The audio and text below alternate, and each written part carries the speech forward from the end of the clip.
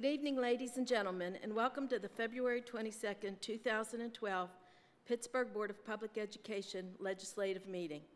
Before we begin this evening, I'd like to ask everyone to please turn off all cell phones and pagers or put them on vibrate.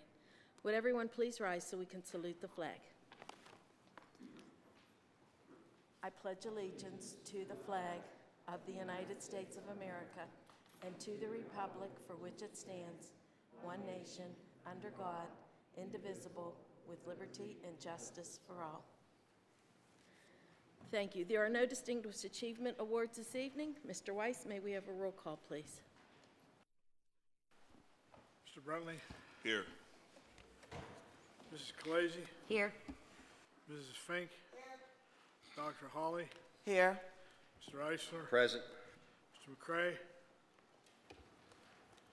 Ms. Shealy? Here. Mr. Sumter? Present. Mrs. Zuda? Here. 8 members present. Thank you, Mr. Weiss. At this time, I'd like to ask Mr. Sumter to please share our core beliefs and commitments. Thank you, Mrs. Azuda. The Pittsburgh Board of Education commitments. We will educate all children to their highest level of academic achievement. We will provide a safe and orderly environment for all students and employees. We will provide efficient and effective support for all students, families, teachers, and administrators. We will distribute resources in an efficient and equitable manner to address the needs of all students to the maximum extent feasible, and we will improve public confidence and encourage strong parent-community engagement in the district. These are the commitments of the Pittsburgh Board of Education to improve the governance of the board and to translate into higher achievement throughout the district. Thank you. Thank you, Mr. Sumter. Will everyone please turn to the minutes from last month? Are there any corrections, additions, or deletions? Second. Eisler Kalasi. All those in favor? Aye. Opposed? Thank you. Minutes stand approved. This time I'd like to read the executive session statement. In addition to executive sessions announced at the legislative meeting on January 25th, 2012, the board met in executive sessions on February 15th, 2012, and immediately before this legislative meeting to discuss various personnel matters that may include, but are not limited to, administrative vacancies and positions opened and closed. Finally, at the executive session immediately before this legislative meeting, the board discussed student discipline cases that involved violations of various portions of the Code of Student Conduct. The board does not vote at executive session.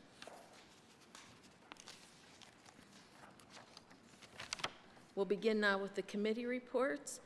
The first report is the Committee of Education that is before you, submitted by Ms. Shealy, Chair, and her committee. If you would please turn to page 12 of the report.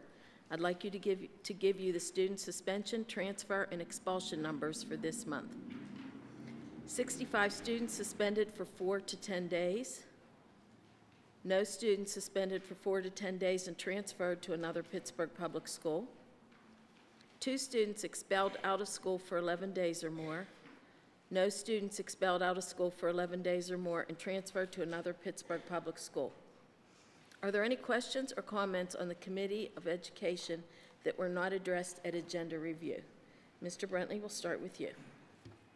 Yes, I have a couple questions. I want to raise a couple questions on number 3, page 2 of 12, and this is the contract with, well, no, I guess it's part of the scope of services, but it's also covered another area with, I think it's Dr. Nigaro, and I just want to raise questions and concerns again. I understand he is a national figure and highly qualified and brings a whole lot to the table.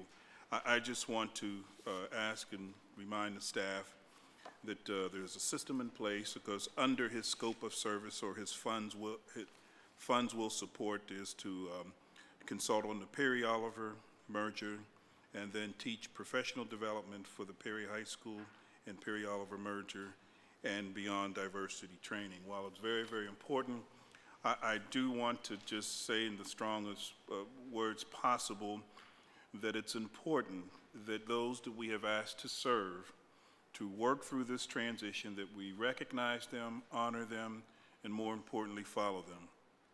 I would hope that Dr. Nogueira would maybe come and observe, but it concerns me when we put the system in place and then we add on and add on and add on. And I do not like to continue to point to what has happened in Westinghouse and the Homewood area over the Westinghouse schools, but I just want to remind the staff again, and so Dr. Lane, I'm just asking, in terms of the actual scope of service, do you know the number of hours Dr. Nogueira will spend at Perry High School?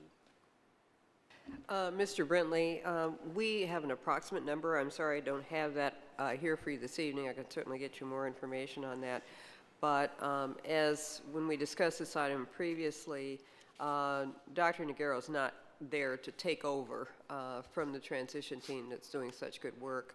He's there in support of them. I believe that they are open to that support. So we see them as the leaders, not substituting his presence for theirs. Well, thank you. I would like to see, when you have a breakout, Doctor, of the number of hours he will be spending on each task. It would be very, very helpful to see when you can actually put that together. So, secondly, I do want to just also ask the staff, or just, alert the staff, that we just want to make sure, because in our booklet, if I'm not mistaken, this is in a two-part item here, which totals are close to $150,000-$60,000. But it's in two parts. It's one, I don't know if it's to the doctor, and the other one is to his Metropolitan Center for Urban Education. So I believe it is a part of him. But I just want to make sure if we're getting him, we're getting him. And his company is wonderful, but it is my understanding that he's the one that has a very, very high following and very, very highly qualified in what he's been able to accomplish. So it would be helpful to see if it's going to be someone from his company to sit and monitor, or he will be actually there so that staff can use his expertise and what the hour, and how the hours break out. Secondly, I want to talk about an item, and I believe it's item 15, page 10. This is the service agreement with the Clayton Academy Management Service, now called CAMS, aka CEP. I want to first just remind my colleagues, and I've shared many times, about the history and the problem that this district has had with this company. And I'd rather not share any comments on the record, but I'd just like to see if I can put a motion on the floor to pull this item until we can have a further discussion, or table it, and I can go and work with the direction of my colleagues on this item, preferably tabled. This way we can get an opportunity to get into exactly what the cost is truly going to be, what are we getting, and then more importantly, can we briefly explore the possibilities of making this program and providing these services in-house, possibly rehiring some of the teachers, possibly slowing down the layoffs, but more importantly, being able to do it for a fraction of the cost that's before us. And what's before us here is close to $6 million for 2 years. And so I am putting a motion on the floor to table number 15, service agreement with Clayton Academy Management Service, CAMS, the resolution that's here before us. Is there a second to the motion?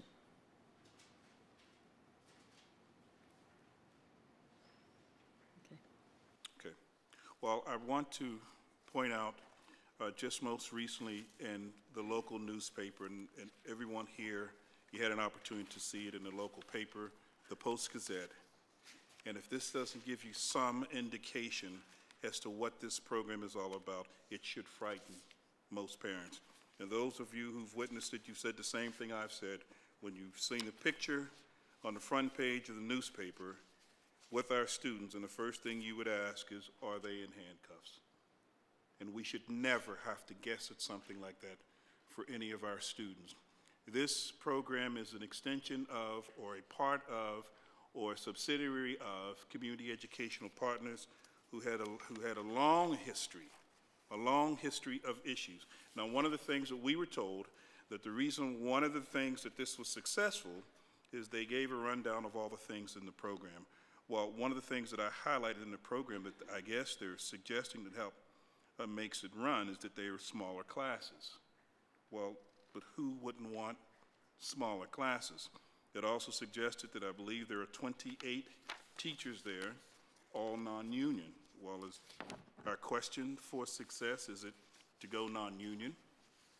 And then another point that's interesting that I think not necessarily in this article, the fact that it was not just a Pittsburgh problem, but it was across the country. There were tons of problems with this particular program. And my concern is that we have an opportunity. It would be different if we've never had this population of students to deal with before, but we have an alternative program in Homewood that's working very well.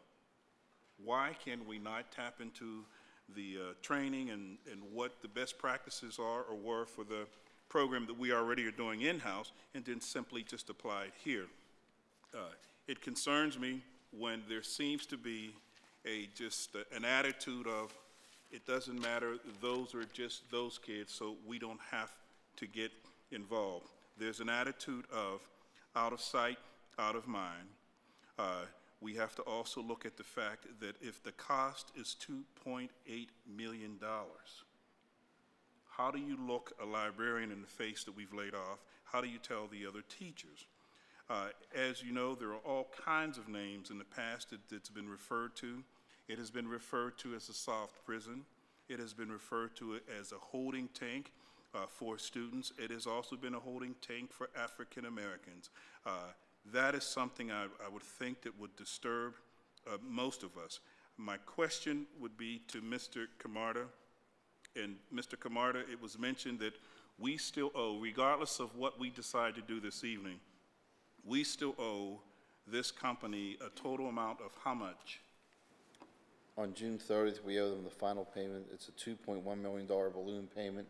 It was a structure within the original contract related to the facilities renovation. Okay. That check, Mr. Camarda, is made out to who? I'm not certain who it's made out to. We have been making payments, am I correct? That is correct. Who were we making the payments to? I believe we're making payments to SESI, and I believe that's where this payment will go also. Checks were made to SESI? Checks are being made to SESI now, yes. Okay, SESI is an acronym for? I'm not certain what it is. Okay. I'm sorry, I didn't hear you, Doc. It is an acronym, and I can look up and see what the acronym stands for. Okay. SESI's parent company is who? SESI's parent company is Success Schools. This company provides services to CAMS at Clayton. It's all contained in the assignment of the contract, which was explained at agenda review. And what is the relationship to the CEP program, to CAMS and SESI? CEP is no longer part of this program. Okay, CEP are they at all a partner? Or you mentioned it was a subsidiary of CAMS, or CAMS is a subsidiary of? CEP has no interest in CAMS. The contract was assigned to CAMS. CAMS was a wholly owned subsidiary, which then had a stock transaction with SESI, and CEP is not involved with this facility at all. There are no employees there. The individuals who were there that were with CEP are not there now. And this is a relationship with CAMS, who, as I say, has contracted with SESI for certain programming.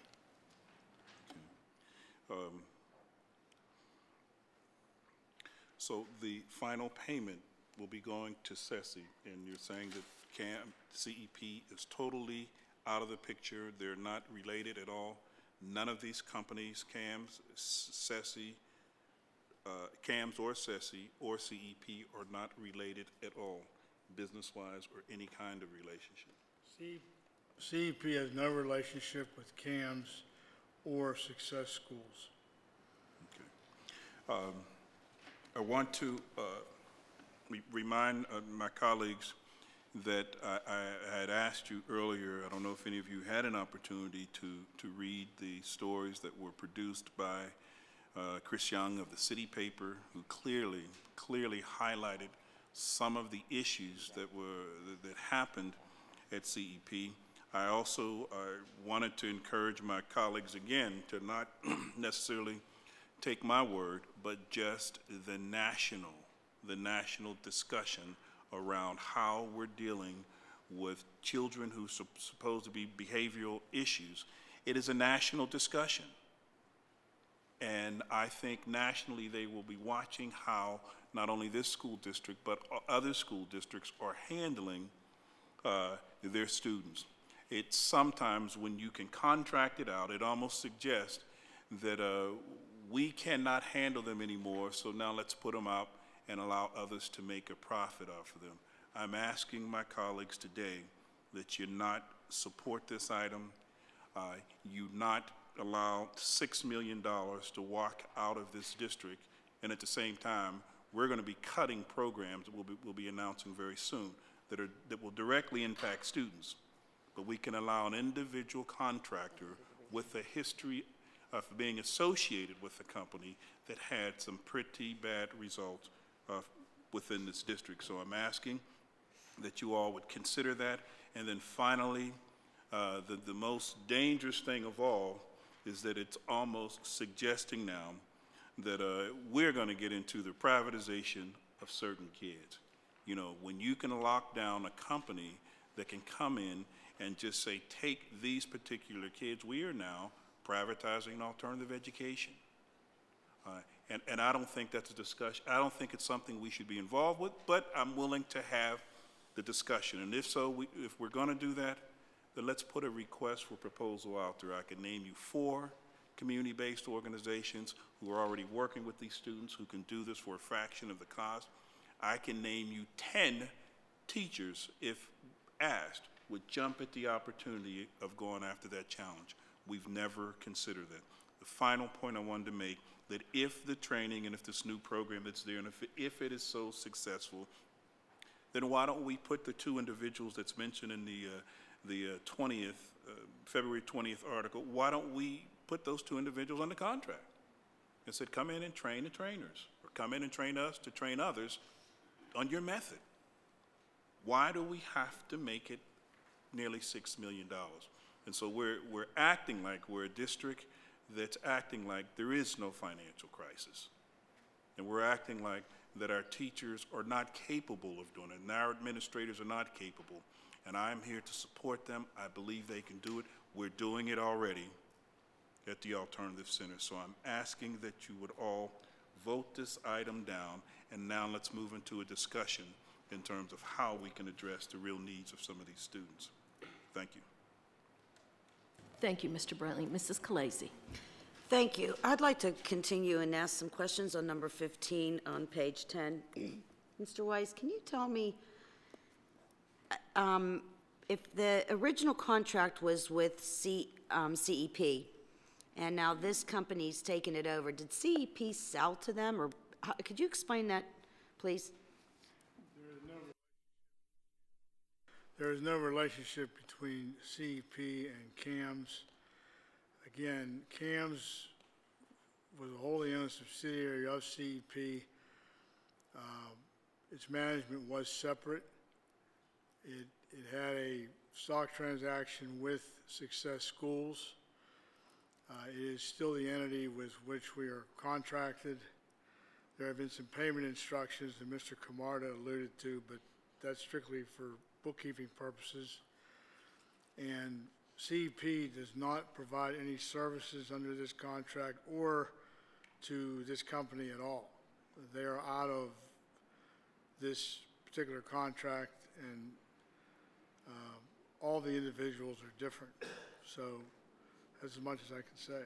Okay, and so how can we extend a service that we don't actually have an agreement with them? How did that happen? How did we start out with an agreement with CEP and then end up with an agreement with these people? And that being said, how is it if we do not make a move one way or another, we would then have to terminate the contract to begin with? How does that work? Was there something in the contract that stated they could do this? The contract, like many contracts, gives the, in this case, CEP, the ability to assign the contract to a wholly owned subsidiary, which it did. So the agreement we have now is essentially with CAMS.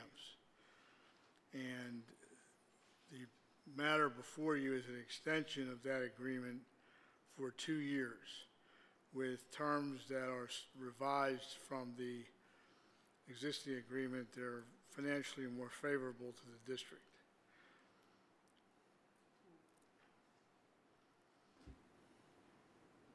Okay, so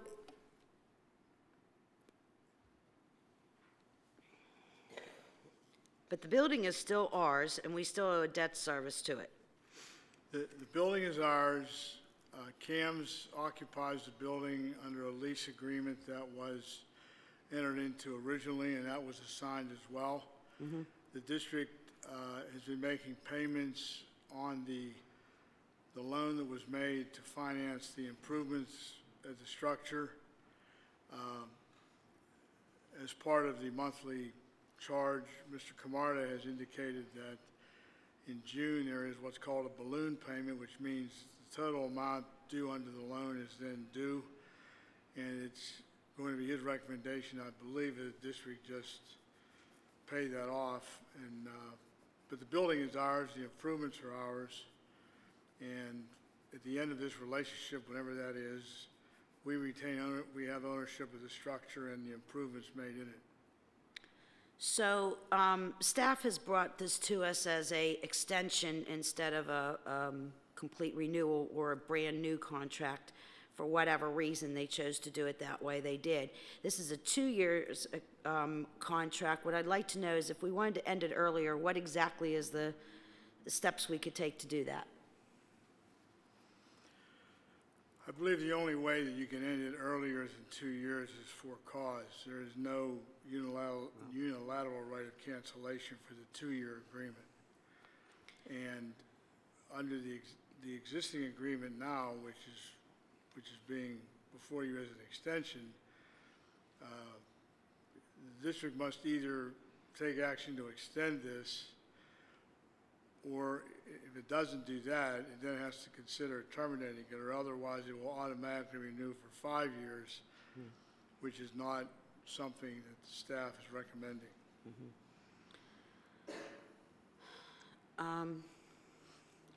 I also cannot support this. I'm not comfortable with this, and I have never been. I supported it the first time, and I was sorry I did it then. And I don't feel comfortable supporting it this evening. So I will not be supporting this, and I feel it's only appropriate to explain that it is because I didn't feel comfortable the first time around. Thank you. Thank you, Mrs. Khaleesi. Mrs. Fink. Question on finance here. Item number 6, the contract with the Metro Center and the related items with Dr. Noguera.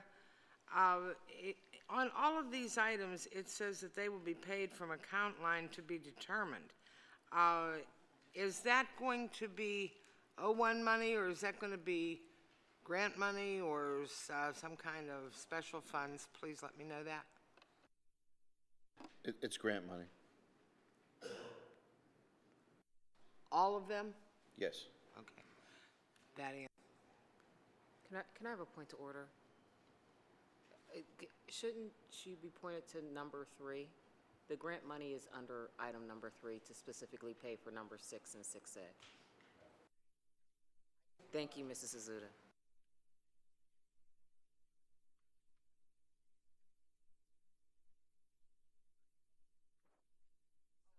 So the TBD account line is that we have to approve number 3 before they can set up an account for 6 and 6A.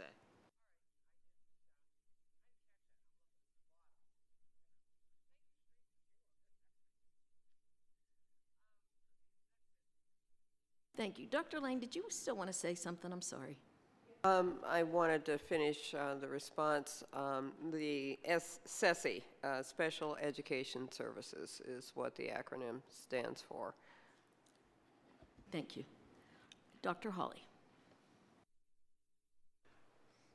I want to echo some of the concerns that Mr. Brentley has brought up. And if I had not visited Clayton, I probably would be agreeing with some of the issues that he has with the school currently. When CEP first started the alternative ed program, there were some major problem areas there, and children were not being educated appropriately. However, I don't believe that that is the case in the school now. I know that's not the case now. I actually had the opportunity to visit the school, go into every classroom, and also visit privately with some students. And the fact that there are students there that would rather be there rather than being in their home school really sort of made me a little angry, because I was wondering, well, what's actually going on in some of our high schools? And the fact that they're not able to make it in a regular high school and they're placed there, here I can see they're actually getting the support services that they actually need. And I'm not negating the fact, I'm not going to sit here and say that I'm not concerned about schools not having librarians or the extracurricular activities that we normally have, or class sizes are going to be larger. But these students do deserve to have a quality education. And for some reason, they were not able to get it in their regular high schools. So where will they actually go? Here is a service that is actually helping children now. Children were in their classrooms, children were attending to their tasks, teachers were teaching, behavior problems were non-existent. Now, I'm not going to say that if I went back there every day, all day long, that I wouldn't see some behavior problems going on there. But the fact that they can minimize those problems and then support those students educationally is what I'm concerned about. And I actually saw that happening in the school. When people talk about equity, the equity here doesn't always mean equal. And I think people need to understand that. The majority of these students, if not all of these students, are coming from a comprehensive school. A comprehensive high school or middle school where they are already struggling with students that have major issues. But these children are the children that surface to the top that need even more support than what the district is able to offer. And I'm not trying to belittle any high school or their capabilities of doing this work, but obviously, if we have these many students that need this service, somebody can't do it in the high school. So there has to be somewhere where these children can actually go and still be educated. I am very disappointed in the picture that was taken. There is a reason for children walking and having their hands behind them so that they're not touching each other or not touching someone across the aisle. That should have been explained so that people would know that they are not handcuffed, because when I saw the picture, I was outraged. I was like, what is this? And to actually see children's faces, even if the parent did sign a release, I was very disappointed that that occurred. And I'm hoping that that will not happen again. But in terms of the program as it is today, I'm going to keep moving forward. The program is working for the children that are there now. I want to see it continue. I want to see the district learn from what this company has to offer. And I'm hoping that after 2 years, we will not be having this conversation. The contract will be up, and we will have learned some of the techniques that we can actually use within our own school district. Thank you. Thank you, Dr. Hawley. Mr. Eisler. Thank you, Mrs. Zuda. And again, Dr. Hawley, thank you for your comments, and I'm glad the way you ended it, because it's the way the question you had asked at agenda review, which I think is a very important one, is will we be able to serve these children through a district-sponsored program in the future? And we were told by the administration and staff that that was their plan. And again, I think that we learned from history and that this agreement, this 2-year extension, is important so that these children continue to receive services and be educated by this district, which is our responsibility. And this is what the administration is proposing, and this is why it is being done for 2 years. I think the other thing that is important is that when we start talking about the total financial cost,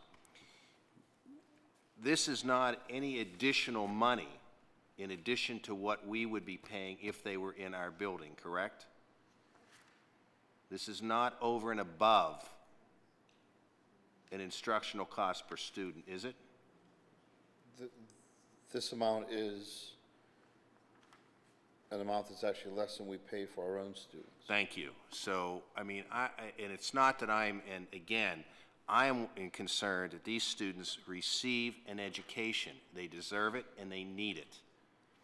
And I appreciate the board members that have visited the school and have come back and said very, very good things about the way it is being operated this year. So I'm very comfortable with this, and thank you, Mrs. Suzuda. That's all I have to say. Thank you, Mr. Eisler. Mr. Sumter. Thank you, Mrs. Azuda. It's good to see the programs that we do have in here that are related to early intervention programs for students with exceptionalities, and one is number 12. That's the agreement between Chatham University with the school district to provide students to help out as much as we can diagnose problems early on, the better off we'll be. And again, with Maxim, that's an item number 17, that's an amendment to a contract where it's dealing with children with early interventions, but it's trying to take the place of some staff that aren't available to step in and fill the gap with speech therapy and occupational therapy and other things that Maxim can do, and they're providing us with that. We're amending that contract to allow an increase in staff for that. With regard to item number 15, that's a service agreement with Clayton Academy Management Services, the extension. The concern that we have had over the period of time that this alternative schooling was in place was the student population, getting enough students in the school, and that was always a concern. And when there weren't enough, that the numbers had to be reduced and bring down the numbers.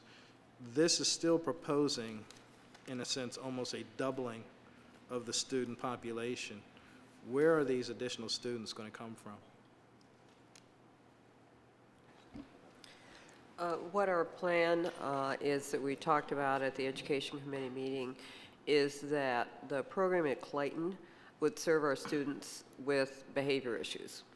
And the program at the Student Achievement Center would be programs to serve children that need to recover credits in order to be on track and on time for graduation. So the students that were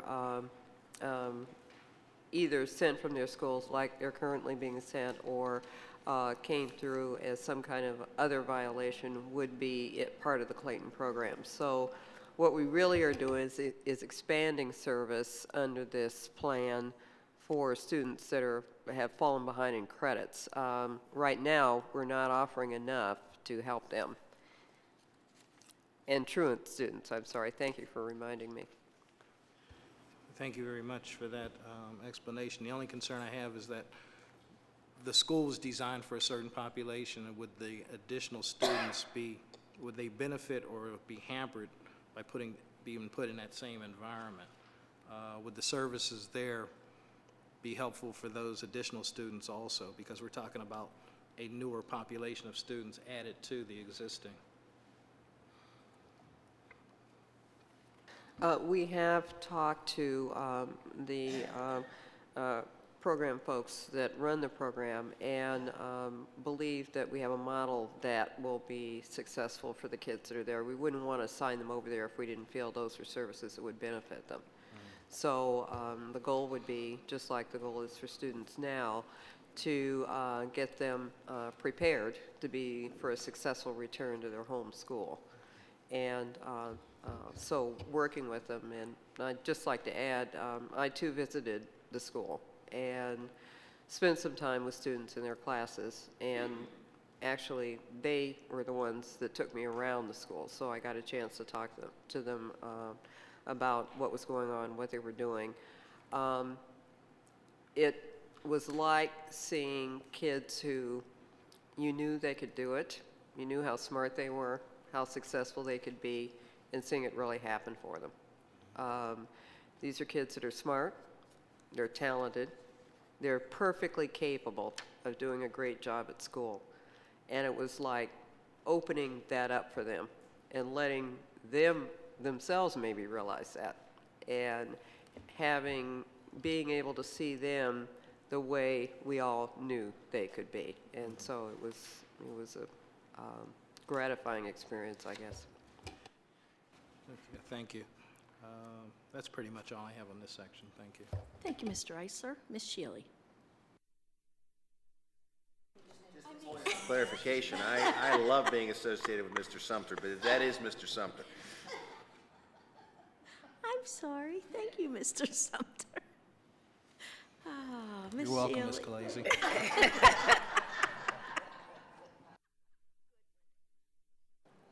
Can I go now?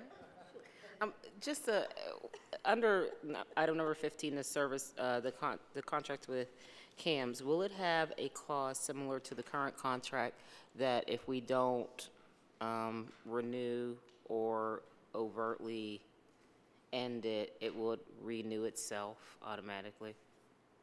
This agreement will have a hard stop in 2 years. So that maybe 12 to 18 months from now, the board would see a proposal or plan to be able to convert these services to in-house services. The transition planning will have to start pretty quickly, because 2 years sounds like a long time, but it goes by very quickly. So, yes, in fact, they understand that we are talking 2 years. We won't be seeking an extension. And so we begun conversation around us learning what we need to learn that has enabled them to have success with students with whom we have not been successful, and be able to support our staff in being able to do that. Thank you, Mrs. Azuda. That's it for me. Thank you, Ms. Shealy. I just wanted to say also on the number 15 Clayton CAMS, one of my concerns is that the school is being run successfully now, and for us to not renew it I have concern over the capacity of our staff to being able to handle it, a transition at this short time frame successfully. And when we know we can do a good job with things the way they are for these students, I think it behooves us to allow them to do it for the next 2 years, and I'm glad it is a 2-year time frame, because we owe it to these kids to get it right to them. Mr. Brentley? I just wanted to mention a couple of things that I want to put out earlier. I made reference to the Post-Gazette February 20th, and the writer was, the Post-Gazette writer was Eleanor Shute. I wanted to mention that. Secondly, we do want to make it very clear that this contract was a no-bid contract. Almost, it's an indirect violation of our bid policy, because the way that this company received the contract, it was an extension of the previous contract, and the previous contract was with CEP. If you notice that this is happening a lot with a lot of our contracts, 3 months ago, we've passed nearly $500,000 with communications contracts, and at the very end, it said an automatic renewal for a year, 2 years, and I think it might even be 3 years. And so in essence, they don't really even have to come back to this table for a vote again. It just kicks in automatically. That's not the way to do business. That is not the way to get the highest and the best service provider for the district. And finally, I had asked a question about, do we know the number of the parents that were fined? Remember, the CEP was first 4 or 5 years was out of control, and so they tried to do, well, we're seeing something similar happening over with Westinghouse. We can't handle them, just run them off to the magistrate. Well, I had asked a question, do we know the number of students or parents that were hauled off to the magistrates and fined, even though we later found out that the program should have been fined? Do we know the number of students, and I've asked that question, Doctor, before, number of parents that over the 4 years of the CEP program, how many of those students were, or how many of the parents were fined in the magistrate's office? I'm sorry, Mr. Brentley, but we do not have access to those records, and we did check to see if we had that information, but we do not. Okay. Well, Doctor, I'm going to ask you to do something, and that is, it's a matter of just requesting that information. I'm asking that you, if at the very least, with all of the problems here, would you reach out, identify those parents, and identify the magistrate, and at least wipe away or pay those fines that we charge those parents with? Those parents were hauled off into a magistrate's court. I still see one at least once or twice a week. The son had the hell beat out of him, and they took him in, and then the mother said he tried to fight back, and so they called her in, and she was slapped with a fine. We owe that to those parents. So I'm asking that you find out the number. It would be great if CEP were to set aside $50,000, $60,000 to at least pay for the fines of those parents and those students who should not have been fined. Thank you. Mrs. Khaleesi. I just want to quickly go back and ask some questions, if I may, please. When a student is sent to the Achievement Center, to the Student Achievement Center, that money doesn't come out of the site-based budget, does it? No, it wouldn't during the course of the year because the money's already been assigned to the budget, so no. So, but when a student or a principal decides to send a student to this new school, Clayton Academy for the sake of conversation, that money does come out of the site-based budget of that school, doesn't it? No, it wouldn't during a school year. It'd be the same thing. So if a student was assigned to another school, I mean, it could be any school, changing from one high school to another high school, it doesn't change that site-based budget. The only time it would happen, because the site-based budget is based on the projected enrollment for the next school year. Right, and then isn't it adjusted in October based on exactly the student population in that building? No. Or whenever do you do that?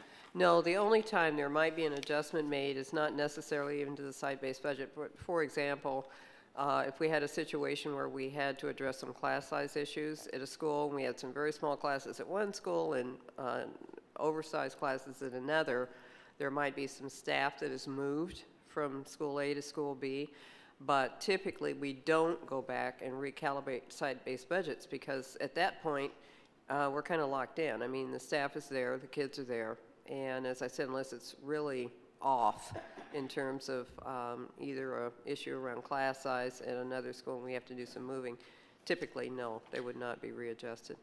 But if a student is sent over to Clayton Academy, let's say in May, and is expected to be there for a year, then the projected site-based budget for that home school is that dollar amount removed from that principal's home school to support this? No, because the site-based budget is based on a projection. It's not actual numbers. And so the movement of one or two children is not going to make, a huge difference because for all we know, 3 kids are moving in. So we can't, it's not that fine grained that the movement of one child is we're going to go back in and adjust the budget because we'd be moving money in and out all year long if we did that. Okay, so I think that's where one of my confusions come in because I recall when this first came about, one of the things that the principals were very upset about was losing their budget dollars and having to deal with whatever issues they had with students and couldn't really send them there. So I guess now my question is, how do they expect to reach 250 students when they have how many now? How many do they have now? 134? I think the number is around 130. Was that correct? Yeah, it is. But as we described at the Education Committee meeting, there are some students that are currently assigned to SAC that would be assigned to Clayton under the new model. And then students that are currently unable to get credit in their credit recovery classes, we'd open up more space for them to pick them up at SAC. Okay. Mr. Weiss, can we have a roll call vote, please? Mr. Brentley? I'll be voting yes on the report. I will respectfully abstain on 6 and 6A on page 4 and 3 on page 2, and I'll be voting no on the CEP program on page 10, which is number 15. Mrs. Colazy? Yes, on the report as a whole, on page 10, number 15, I vote no. Mrs. Fink? Yes. Dr. Holly? Yes. Mr. Eisler? Yes. Ms. Shealy? Yes. Mr. Sumter? Yes. Mrs. Azuda? Yes. Report's approved. Thank you, Mr. Weiss. Mr. Camardo, I believe you are going to Yes, make sir. I have one, an amendment. a piece of good news, actually, on general authorizations, number C2 on page 3 of 6 in business. The item is the receipt of the collection from the Friends of Art. When we put the item forward, we believe there were going to be 3 items that we were receiving. Good news is we're actually receiving 4 items. There are 4 items that are on display in the hallway this evening. The 4th item that we will amend the resolution for is from D'Angelo Jerome. It's titled He Saw Colors, She Saw Feathers. It's 20.5 inches by 20.5 inches, mixed media, and the value is $1,600. The total value will now be $5,275. Thank you. Thank you. We'll now move on to the full Committee on Business and Finance with Mrs. Khaleesi, Chair of Business, and Mr. McCray, Finance Chair. Are there any questions or comments that were not addressed at agenda review? Mr. Brentley, we'll start with you. It's just have a quick question on consultants and contracts, B, number 3, Dr. Lane or Mr. Camarda, whoever can answer. It's a small amount of money, but we're doing some things here with a contractor, I think I mentioned before, to do some designing of a web survey to print and mail paper surveys for the household, provide data entry and return paper Nobody in this district can provide that?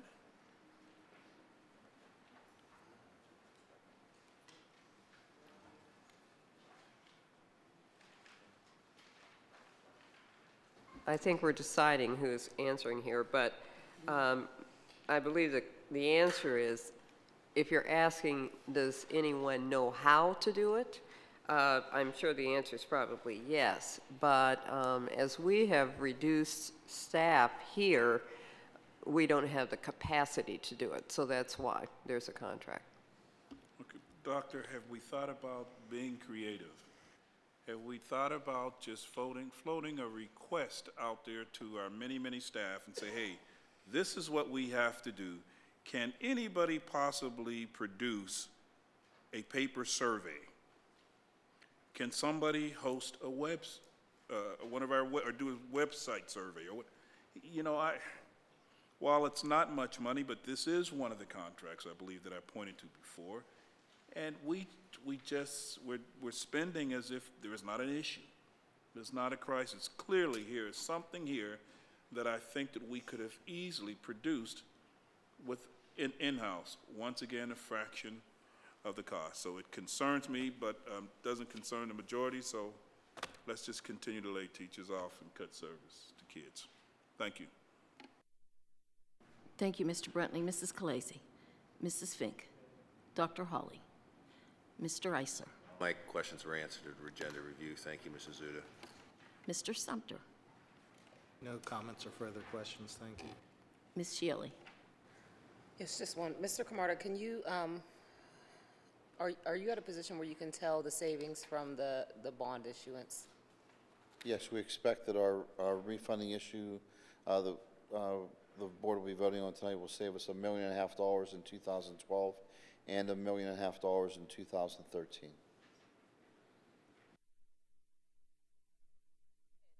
The percentage, it was, I think the minimum was 3%. The minimum was 3%, and this is slightly under a 5% savings. Thank you, Mr. Camarda. Thank you, Mrs. Azuda. Thank you, Ms. Shealy. I just want to say thank you to the Friends of Art for the donation of the art this evening. That can be placed in our schools. Okay, Mr. Weiss, can we have a roll call vote, please? Mr. Brentley? Yes on the report. I'll be voting no on number 3 under the B section, page 2. Mrs. Khaleesi? Yes. Mrs. Fink? Yes. Dr. Hawley? Yes. Mr. Eisler? Yes. Ms. Shealy? Yes. Mr. Sumter? Yes. Mrs. Azuda? Yes. Report's approved. Okay, let's now move on to the report on personnel that includes addendums A, B, and C that is before you. Are there any questions on personnel, on the personnel report at this time? Mr. Brentley. So I have to come back. There is one that I wanted to just point out. Let me come back if I can until I find it, please. Right. Mrs. Khaleesi. Mrs. Fink. Dr. Hawley. Mr. Eisler. Mr. Sumter. No, thank you. Ms. Shealy. Mr. Brentley, we're back to you. Got it. Page 16, I believe it, page 16, number 11.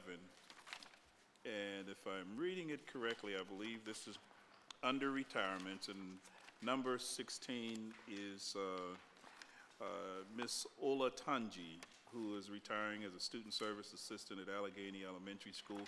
And out of all of the retirees, we're going to miss a lot of them, page 11. But I just had some personal dealings with her. All the kids referred to her as Miss O. She was a mother figure in the building, and you have to meet her to really appreciate her. Always smiling, and will interrupt the conversation and say, "Baby, let me fix your coat." It doesn't matter who you are, you know what I mean? "Baby, put your hat on, it's cold." And she knew all the kids by name, and it was just truly, truly amazing. So I just wanted to send out a big shout to Miss Olatunji and a big hug, and just let her know thank you for many, many days of making my son button up and put his hat on and do what he was supposed to do. And so we will miss her, and I would hope that we would find a way of having a conversation with her again.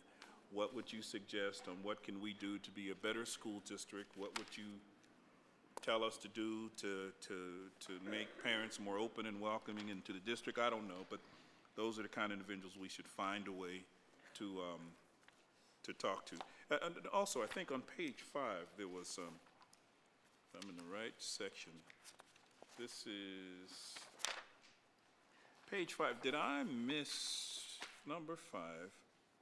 We listed the personnel for the Summer Dreamers. That is in here, am I correct, Ms. Bolar? Yes, it is in the back pages. Back pages, okay. What page is that, please? I don't know, why did I put down page number 5? Number 5 of 20, okay. Page 20. Okay. I just wanted to ask, out of the individuals here that these are the individuals who will be working 2012 this year for the Summer Dreamers program? That's correct. Can you tell me roughly the diversity from this list? I can see the gender issue, but I mean in terms of ethnicity. I would need to get back to you on that. Okay. You know, I've encouraged the administration that we really dig deep when filling those positions. It's a summer activity. It is important that a large percentage of the students are African American, that we see African American men as well as women in these key positions, even during the Summer Dreamers program. And so I am hoping that someone was able to consider that when making the commitments and hiring these individuals. Everyone's qualified, but we're here trying to set an example for the entire district and for our students. And a lot of our students don't see that in the particular communities that they come from. So it's important that we do it as a district. Thank you very much. Thank you, Mr. Brentley. Mr. Weiss, may we have a roll call vote, please? On the Human Resources Report, Mr. Brentley, Yes. Mrs. Khaleesi, Yes. Mrs. Fink, Yes. Dr. Holly, Yes.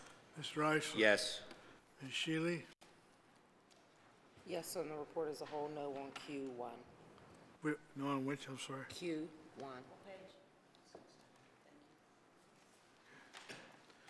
Mr. Sumter, Yes on the report as a whole, no on item Q1 on page 16. Mrs. Azuda, Yes. report's approved. Thank you, Mr. Weiss. There are no financial reports in January. Do you have a question on? I do. I don't want you to pass over the financial reports. I do have a question to Mr. Camarda. So can I ask it now about the financial report? Okay, let me finish my statement, and then we'll go to you. There are no financial reports in January and February. We will have financial reports for the months of December, January, and February at the March meeting. Mr. Eisler. Thank you, Mrs. Camarda. The reason we do not have the financial reports is that you and your staff, or the controller staff, are closing out the 2011 fiscal year, correct? Correct. Is there anything that anybody is seeing that is unusual? No, We are still within budget? within budget and possibly better than. And even though Ms. Shealy already recognized this, I think you and your staff need to be commended for the bond issuance this year and the savings of money to the district. So thank you and to your staff, and we will anxiously await the first 3 months next year. Thank you. Thank you, Mrs. Azuda. Thank you, Mr. Eisler. There are no new business items before us this evening. Are there any other items to be brought before the board at this time that require board approval? Mr. Brentley. Yes, I have two items, both very important, both pretty much symbolic, but I do want to take a moment to just remind my colleagues that I had the opportunity or responding to a request that we all received to attend the very important meeting at Westinghouse over the past week, and I just want to say it was another eye-opening meeting, and it is one that I think I just wish all of my colleagues would have been there to actually hear and to see some of the things that are actually taking place there. And so I had said there that I felt that someone needed to publicly apologize to that community for what's happened over the last year and a half, maybe close to 2 years, to them. So for me, it is with great pain, somewhat embarrassment and concern that I again must share with the students or share with the public some of the problems that have happened and taken place at Westinghouse. And so I am going to be submitting these items. I will read them for a vote, and I will ask, before you vote, it would be so empowering to get a unanimous vote on this item. They are looking for an opportunity, an approval to move forward. It's bad. It's just bad in terms of what's happened there. And so I am going to kind of refresh you all with a couple of things that's happened over the past that we, as a board as well as administration, has pretty much failed. Number one, we failed to provide the necessary incentives that would encourage the district's best teachers to choose to teach at Westinghouse, although we promised that to the community. Number two, we did not fully provide the district support as promised in recruiting and selecting the best teachers for the opening of Westinghouse as a 6 to 12 program, and we sent over 20 displaced teachers. Number three, we pushed and punished this community by putting 6 to 8 grades in a building with 9 to 12 grade high schoolers without proper security and separation, knowing that we were putting younger kids in harm's way, and in some cases, putting them in the same classes, fully knowing that this school and the neighborhoods would not be ready for this. Segregated African American students by only giving students from Westinghouse and Peabody feeders to areas to go to the schools in Homewood or the Hill. We had 8 changes in school-level administrators in Westinghouse during the 2011 and 2012 school year, which was an indication that things were not working, and we still tried to push this reform down the throats of the community. We failed to give the necessary attention to the issues raised by the parents, community, and staff related to transportation, student safety, causing over 300 suspensions. 70 of them were criminal citations. We placed students illegally for at least 2 years in a single gender class and continue to start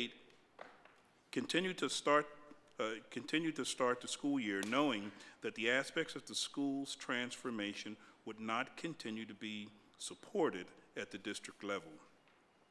We attempted to implement a new software system for grades, attendance, and scheduling without the necessary experience with the system to ensure a smooth transition, causing us to violate even a state compulsory attendance law because we didn't even know what students were not in school. We failed to collaborate with the Westinghouse Alumni Association. We met with the superintendent, who met with the superintendent and repeatedly warned her and pleaded with her to slow the process down, and she ignored them. And they all just simply wanted to be a part of the future of the district. We failed to allow this school to grow over time. Other configurated schools were given the time to add a new grade level each year, i.e. that's university prep, which we allowed a grade at each year, as well as sci-tech. But Westinghouse opened as a 6 to 12 in the first year of transformation. We failed to publicly support a strategic initiative offered by the Westinghouse Alumni Association that were brought to the attention of the district in an effort to bring the Peabody and Westinghouse communities together prior to the consideration. We also had the ex-valedictorian ceremony, football games, mergers, and neighborhood ceremonies. And finally, we failed to hire people who were experienced and knowledgeable of issues surrounding the community, but instead we hired people who were given jobs as political favors or consultant contracts to lie and say that it was going to work. Again, I would like to make an apology on behalf of the Pittsburgh Public Schools and hope that, my God, that we allow this community to move forward. I'm asking each board member to pause before we vote, because I understand the code on this board. Anything Mark Brentley touches, recommends, or support, you are to attack it, shoot it down, and vote against it. This is bigger than Mark Brentley. We are responsible. This administration is responsible. And sometimes, as an adult or as an elected officials, we have to bite the big one and say, oops, we made a mistake, and let's at least publicly acknowledge that. Secondly, let's empower them to move forward. And thirdly, moving forward means you got to do something different. You cannot do the same thing. You have to expand the circle. I'd really like to see them just find a way to turn most of this over to the community. So I will separate that. I'll read the other one. We can do it together if you like. And this is one, too, and I want to say thank you to Dr. Lane. I made a request for, well, a request was made of me by one of my constituents that her grandmother is turning 90 years old. But 90 years old, still gets around, still drives. I mean, just as sharp as you can imagine. But she's having a birthday party coming up soon. She will be tickled to hear her name tonight. And she's really excited, but she's also a die-hard Pittsburgh Public School supporter. And so they asked it if we would share a few words for her, and here it is. It is with pleasure that I offer my congratulations on turning 90 years old this Friday, February 29th. The Pittsburgh Public Schools and the Pittsburgh Manchester Pre-K family are indebted to you for giving so generously of your time as a volunteer in supporting our children throughout the 80s and the 90s. The success of the public education rests on strong community involvement. Your dedication enabled you to impact the lives of many children who are now grown. I have no doubt that they will remember the role you play in their education and will likely pay it forward when they have the opportunity to support their school and community. Thank you and congratulations. And that is signed by myself as well as Dr. Lane.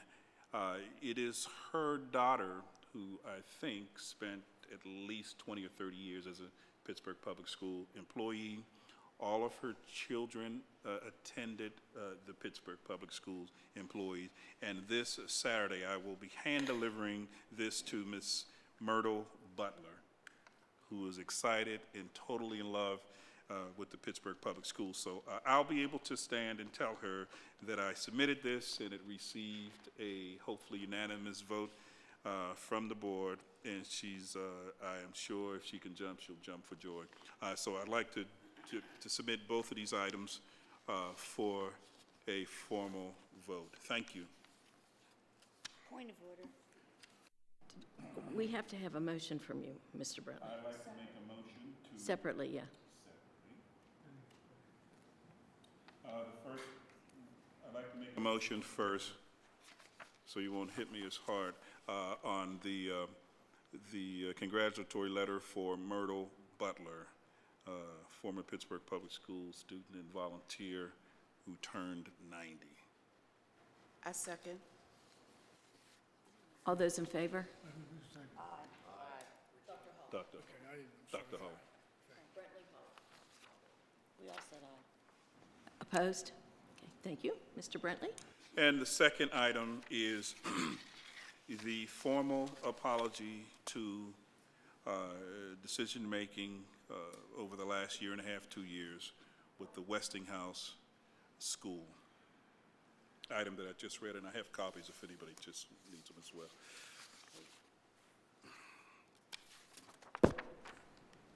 And I make a motion to vote, to submit this for a formal vote. We haven't seen that long thing. You did read it, but is your actual motion that we make a formal apology to Westinghouse School? Yes, and it is in the terms that I It's have, yes. That whole sheet? Yes, that's it. That And makes it very challenging. It's a page and a half for us to, well, if there were anything that were misleading, you know, I got from newspaper articles and votes that we had here. I just want to say again that if you just consider, this is a community that we actually had to have a vote on the floor for the superintendent to go and meet with, and the motion failed. This is a community that was mentioned here, how we've thrown things together. This is a community that continues to go through a huge transition that has not been helpful for the community, and not to mention, in some cases, some are even calling this year as almost a wasted year for those students. That should hit you and pierce you right in the heart as parents, and so that's what this item is about. okay, there's a motion on the floor. Is there a second to that motion?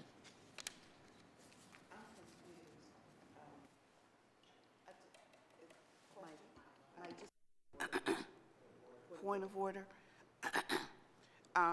The background information that Mr. Brentley has presented here is correct. I don't think anybody is going to deny that all of those things have transpired. So, Mr. Brentley, I'm just asking, are you asking the board to acknowledge that there were major issues at Westinghouse and that, what?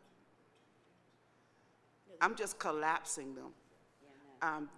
That is really, I don't have a problem with what was written because most, if not all of it, is absolutely correct. Are you asking us, it's really the background information to a program that was dysfunctional. And my concern is that I want to make sure that in the motion that there is an agreement to move forward with community support and community board and district support to rectify the problems and develop a program at the school that we can all agree on that will work. Okay, Mr. Brentley's put a page and a half motion in front of us that we don't have. You're enriching it. May I suggest that you two get together and give us for next month something in the form of a motion that we can have in advance and look at, rather than trying to do it on the fly and not capture the intent. We're having a discussion on a motion that has not been seconded. Am I still on my point of order? Okay. The reason why I'm saying that is because, to me, it seems, and I may not be right, Mr. Weiss, and you can tell me, that he has given you information bullet by bullet about the school, which I don't have a problem with.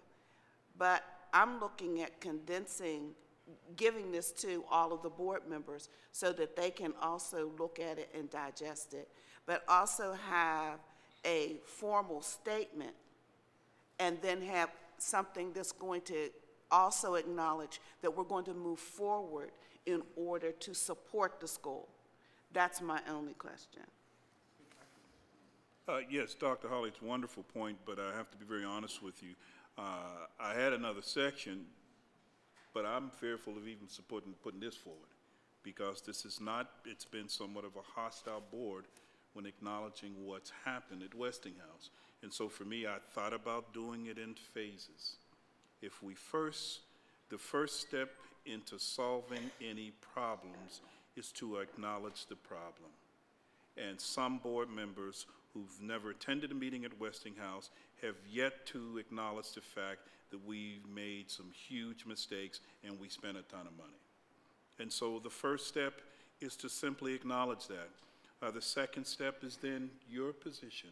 Now let's put something together with teeth to direct the administration to do something different and to get commitments from this board on moving forward while expanding, opening up, possibly turning over the large decision-making to the future of Westinghouse to an ad hoc committee in the Homewood community where they can now try to piece things together. So I agree with you.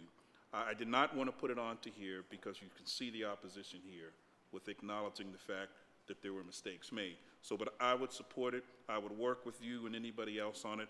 The reason why that this should take place now, the apology now, you and I were there. We're the only two, if I'm not mistaken, that attended that meeting.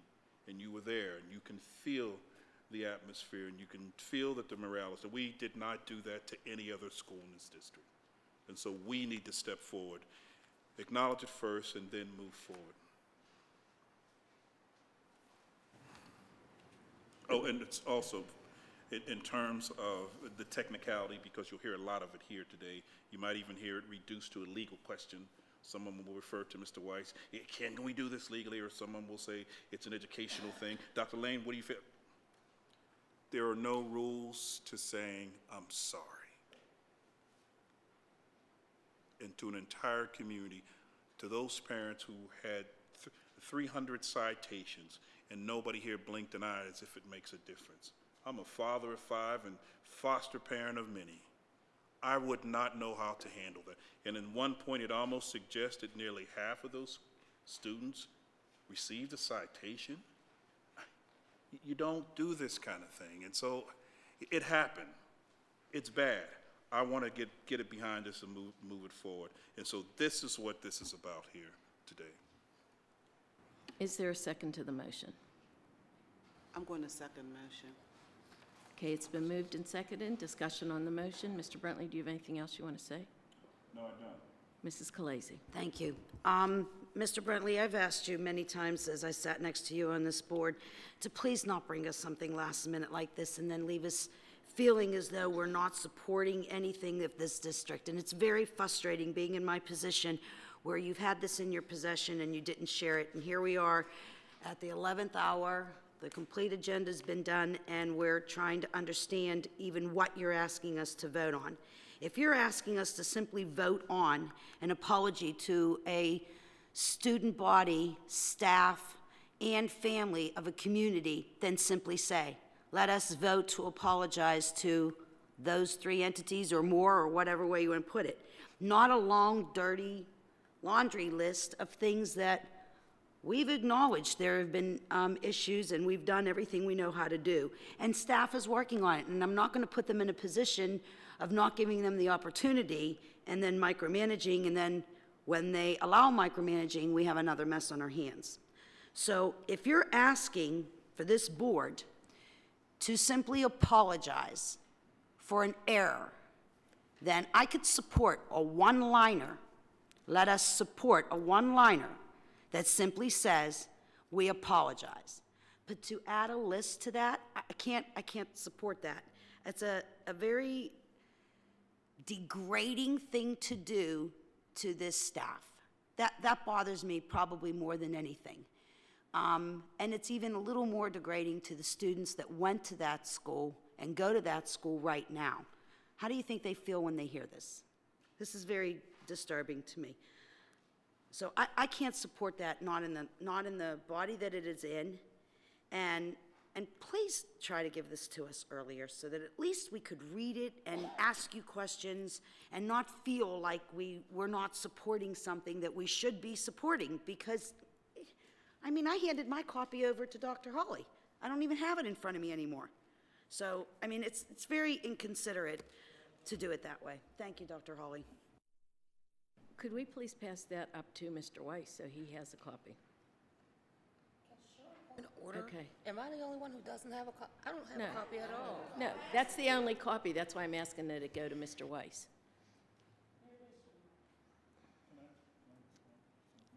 No, Mrs. Fink. I too feel very bad for the mistakes that were made in the reconfiguration of Westinghouse High School.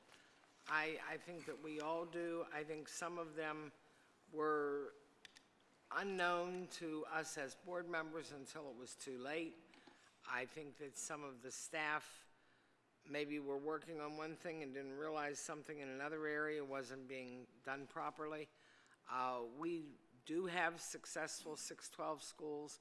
I'm not blaming any of the problems that occurred on the grade configuration. I don't believe that had a great deal to do with the problems that arose.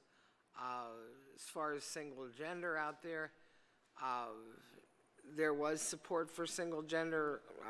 Mr. Taylor, who used to be one of our colleagues, sat here for over 4 years advocating for single gender and was really very sure that that was going to be a big impetus to help the achievement at the school. I think everybody did things for the right reasons, which just turned out wrong. And I too could support a very sincere, I'm sorry the way things got messed up, but I'm not going to support that particular language. And I don't believe that all of it was contributory toward the mishandling of the opening and beginning of that new school. So. Thank you, Mrs. Fink. Dr. Hawley. I think that my position is clear. And it's clear because I was there many days for the beginning of the school year, at the beginning of the school year. But my main concern at this point in time is that something be attached. I don't want to leave just that on the table. I also want to have something attached where we're moving forward and we're working with the community, the staff together, and with the teachers together to make that school better than what it is right now.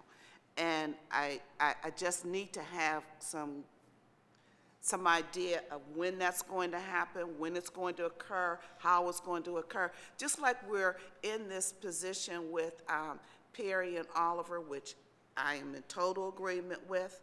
I'm glad that you're working very diligently to get that off the ground so that it's smooth. I'm hoping that the same thing will happen for the K-8 for Langley. We now have to start reconfiguring Westinghouse as well to see what can we do to make that high school better than what it is right now. That's the reason why I second the motion that Mr. Brentley put here, because those are facts that happened at the school, and they're real facts. I mean, we could sit here and debate all night whether or not it should be there. It happened. So it happened, and that's why I'm voting for it. And I'm also saying, I also want to be very clear that my expectation is that we are going to support the children, whoever is left in the building for 2012, 2013, that this district is going to support them, and we're going to work together to help the children that are going to be there. And even the children that are there right now. I mean, I really want to see that happen. Thank you, Dr. Hawley. Mr. Eisler. Thank you, Mrs. Zuda. And I too, I think it's important that we support the students that are there now and going into the future. I think that this board has had a number of conversations about the situation at Westinghouse over the last couple months. And I think Dr. Lane has made it very, very clear. I think she has apologized on behalf of this district for what went on. I think there have been tremendous changes in the school, including personnel, and I think she and her team continue to work on making sure that this is a great high school. That's what I'm most concerned about. I know we made mistakes. There's no doubt about it. We make mistakes all the time. It's part of being human. But what I am most concerned about is going forward that the superintendent and her team assure us that we are moving forward, we are making necessary changes, and we are seeing, as Mr. Sumter begins every one of our meetings, that the priorities, the goals of this board are followed in every single classroom for every single student. I do agree that I think that for me to vote on this, I would like to see it, study it, and clearly talk to the superintendent about her point of view of some of these things. Again, some things I've heard for the first time tonight. I have to be honest about it. And I am concerned about the future of this school district and every single student. But again, it is a responsibility of the superintendent to make these corrections and to move forward. It clearly rests with her, and she has accepted that responsibility and that challenge. So I'm a little concerned that we do something like this without being able to read over it and really study it. So I'm more concerned about the superintendent moving forward. Thank you, Mrs. Azuda. Thank you, Mr. Eisler. Mr. Sumter.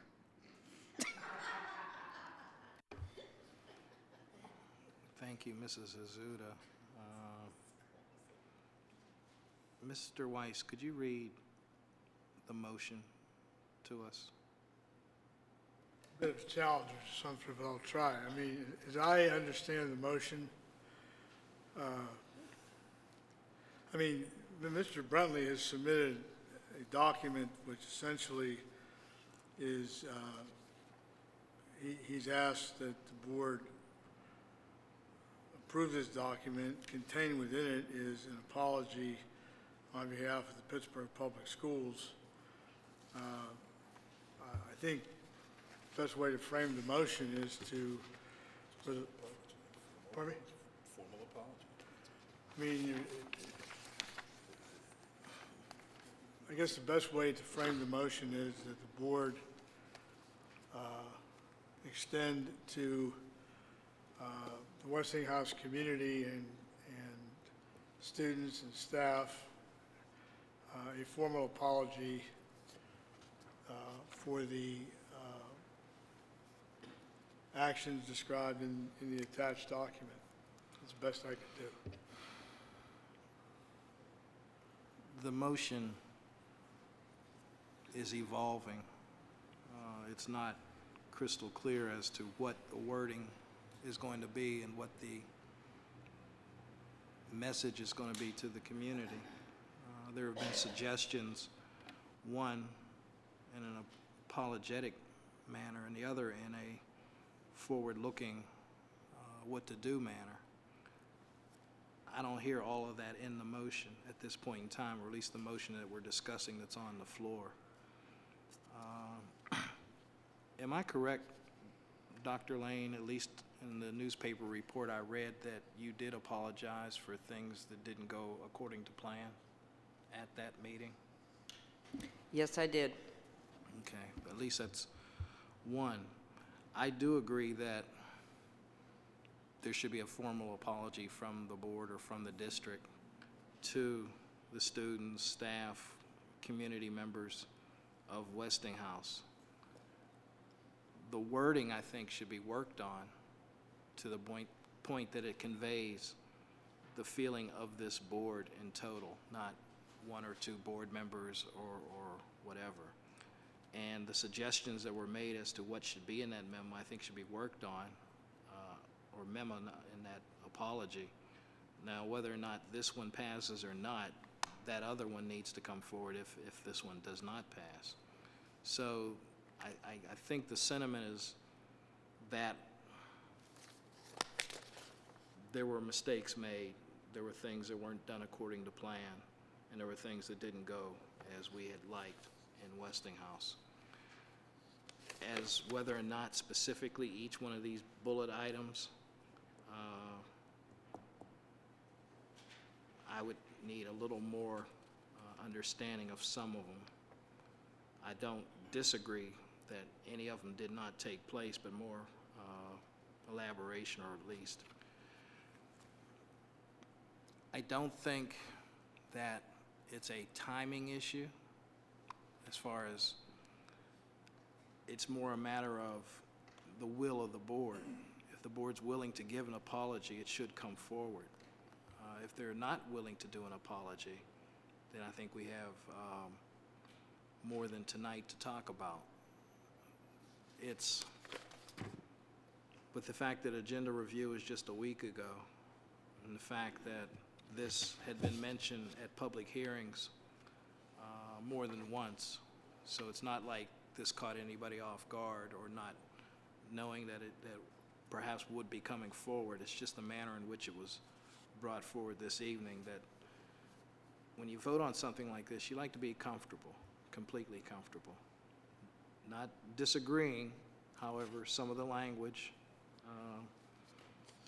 I might not necessarily, like, again, feel comfortable with. So it's confusing as to what the actual motion is. From what I heard Mr. Weiss say, and then some of the suggestions I heard as to what would be a more appropriate apology. And I think we should take the time to craft that language, because it is important. It's not just something you say, I apologize, and move on. You give the specifics, the intent, and do it in a more collaborative manner than just reacting to what's put before us. Thank you. Thank you, Mr. Sumter. Ms. Shealy. Thank you, Mrs. Azuda. I kind of, excuse me, I need to first agree with Mr. Sumter in that I'm not clear on what the motion actually is, but I think I heard Mr. Brentley say that he wanted to separate an apology from a plan. I agree that both things are necessary, but I also agree that with Mr. Brentley's statement that those things need to be separate, because it's a lot easier to apologize than to get a plan correct.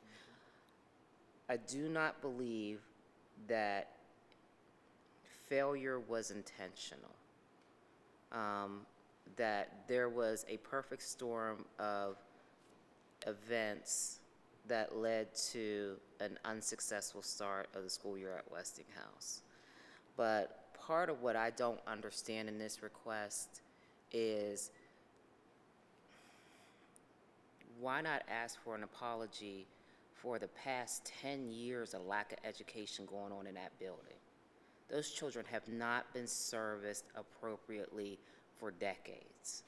And that's what bothers me the most about this. Nobody spoke up. Nobody seemed to worry when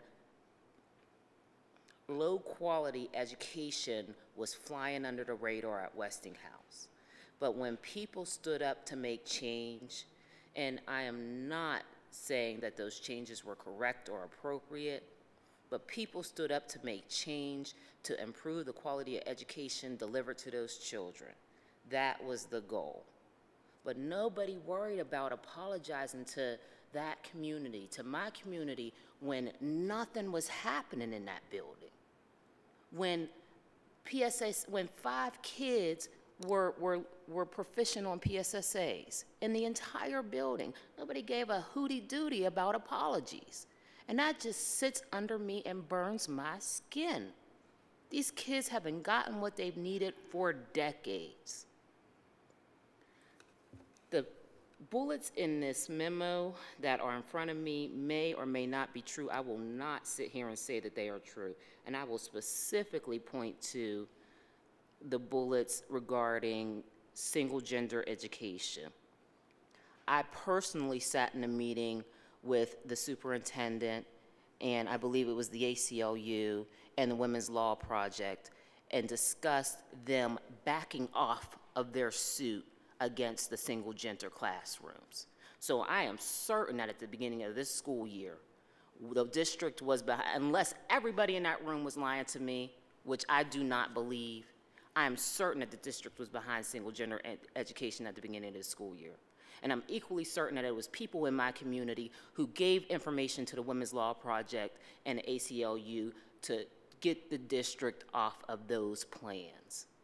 They came at us with a hammer that we did not have the strength to fight against. And to this day, it's under my skin that the Women's Law Project and ACLU didn't give a ding-dang about those kids being educated until we wanted to do single-gender education. So there's plenty of apologies that need to happen. But those apologies are not from the changes that are not only caused or necessary because of the changes that happened this year at Westinghouse. This stuff has been going on for years. Years and years. And nobody stood up until somebody wanted to change a lack of education.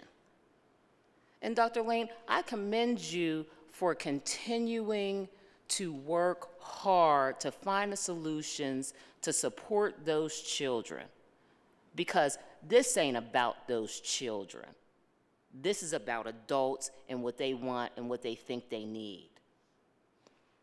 Somebody has to fight and defend those kids, and I pray that you will continue to do it. Because there's so many strikes against them already. And we're going to sit here and spend an hour of our lives debating the need to apologize. So I apologize for those things that I supported that didn't work. But it wasn't for a lack of giving a damn. It wasn't for a lack of caring or concern. It was because I couldn't continue to watch those kids get nothing. Because that's what they were getting, is nothing.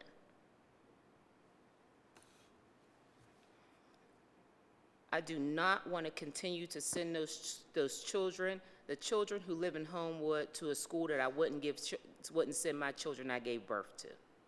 That's unfair, that's wrong, it's unethical and immoral. All I want is for this school to be positioned in a way that everyone who lives in 15208 wants to send their kids to. That's what I wish for and what I want for.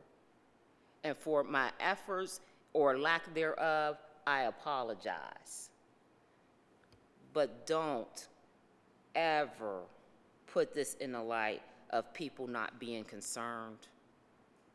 Because I've seen the work of the staff, of our superintendent, and of people in the community. It's not for a lack of concern. But I think Mr. Eisler said it's humans. We're humans and we fail. But we won't give up. Thank you, Mrs. Azuda. Thank you, Ms. Shealy. Mr. Weiss, can we have a vote? Oh, Mr. Brentley, go ahead. Yes, I just, always stunning to hear the different maneuvers used when it comes down to addressing the real issues, especially African Americans. Fascinating to hear. We have to keep in mind that some who have made comments that they don't know if it's true and if it happened, well, remember, let's just keep it real. White board members do not attend black schools. You don't come in certain black schools when they're under fire or if it's at night. So you don't come into the hood. You sit back and you make decisions, you make failures, and when some of us are not in your presence, you make jokes too, okay? And to simply say that all we want to do is to say that I'm sorry, and remember my earlier comments, and I don't want to have the stenographer to have to read them back. I said, you will hear two maneuvers, which is often when you're confronting the issue of race and racism here.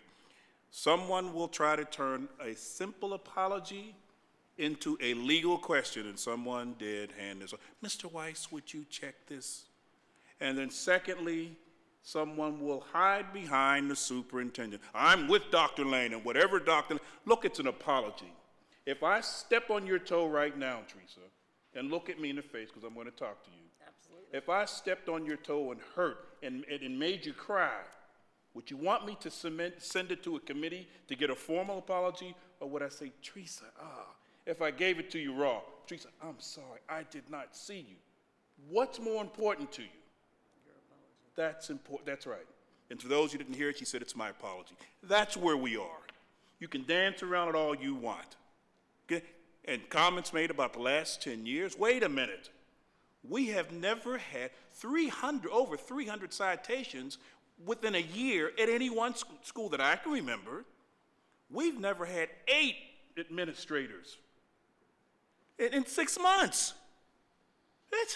It's like a revolving door over there. And now we want to go back 10 months? Oh, it's just going to bend me out of shape to apologize to them black people. They're hurting too. And we are board members too. And regardless of how much we can praise Dr. Lane and praise the administration, somebody made some mistakes. And as a board member, we're simply doing our share. She apologized publicly at the meeting, and it's our duty. Remember, she is an employee, so it's quick and easy to hide behind her. We're the ones that set the policy. We're the ones that put it in place. We're the ones that empowered her to go and to execute that. So you can't split hairs, or as some would say, walk away from a train wreck. You just can't do it. And it's fascinating to think that we can go into this long, drawn-out discussion over a simple apology. You know, even the young kids out on the street that we often refer to as gangsters got it better. I've seen them fight and do problems and have issues, and the first thing they do, hey man, my bad. They didn't wait to talk to somebody, and should we get an agreement, and should we talk to legal, and should we, look, you made a mistake. Let's move forward, because if not, this thing is just going to continue and continue. And by the way, Doctor, I support what your comments that you've made. And even if you want, Doctor, I would support if you want to put an amendment on it. It's that time. But you see what we're going through with just an apology. And so if you are willing to put your amendment onto this, Doctor, I will second it, because I believe it is important to get some kind of commitment. And let's remember, the community is watching this meeting. The community follows this board. And just like the woman that we recognize, Ms. Butler, there are some that eat, sleep, and drink these meetings and love this district.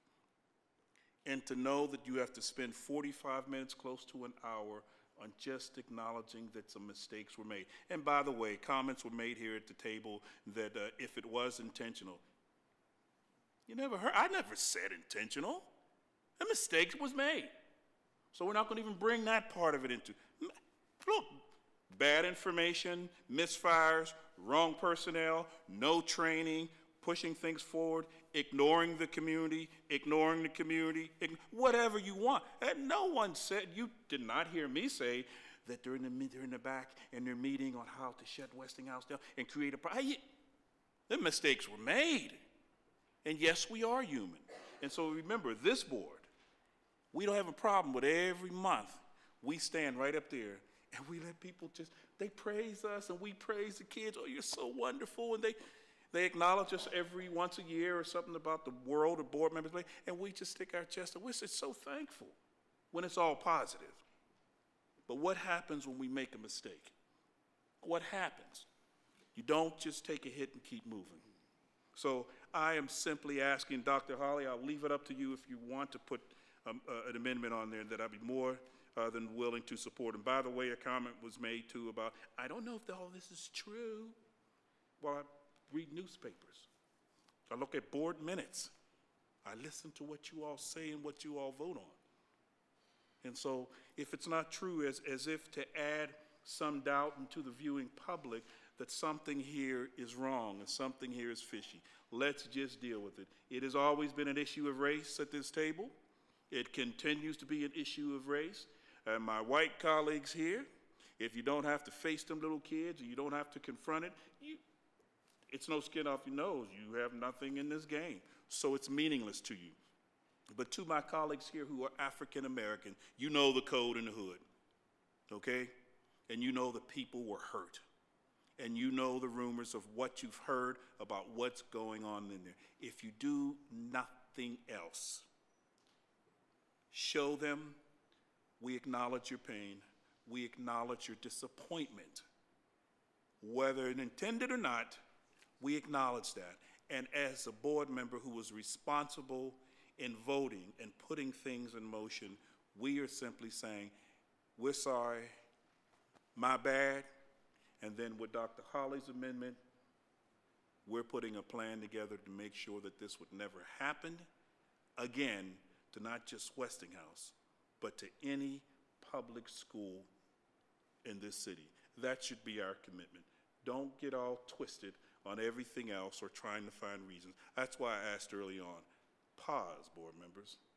Pause before you speak because they're watching. Pause before you vote because those students are watching as well. Just pause.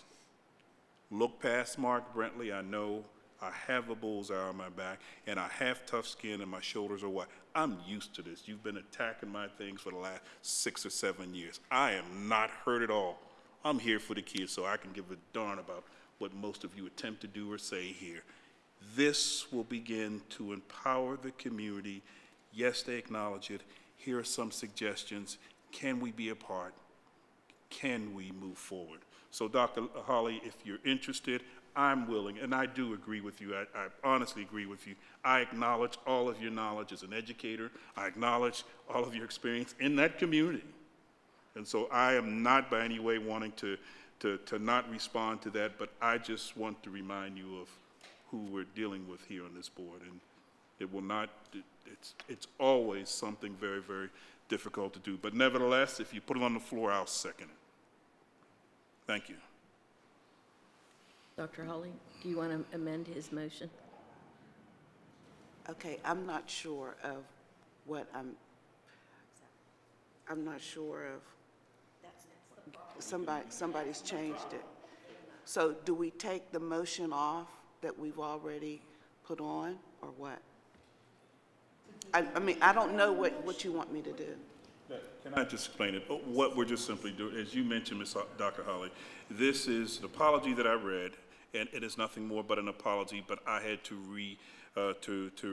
remind the board members of what has happened, and that's why I read those points, as I mentioned, where I got the information from.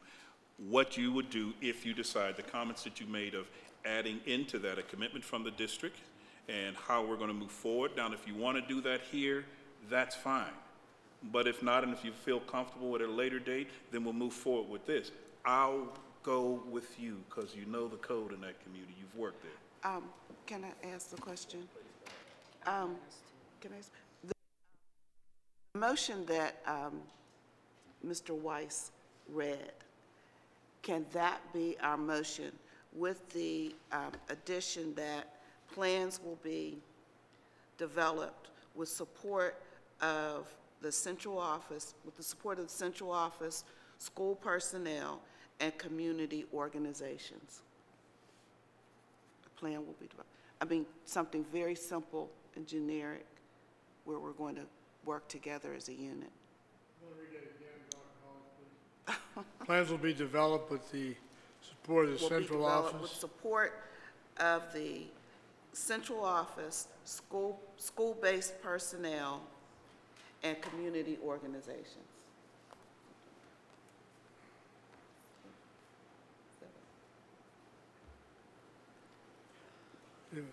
I was offering that as an amendment. I guess Mrs. Eli asked for a second. Second. Wait, doesn't he have to allow it to be amended? Well, she made an motion to amend it, and he seconded it. Point of order, if I understood Dr. Hawley correctly, she said, can she replace that amendment with what he said with what she just dictated to? I didn't hear that. Okay. She's adding to it. No, I wanted to add on to It's what amended. Mr. Weiss had stated, and add this at the end. But the problem, I think that, Okay, if go I ahead. may I? The problem that I'm not understanding, and this is the whole thing, we were handed this but, I don't know, half an hour ago.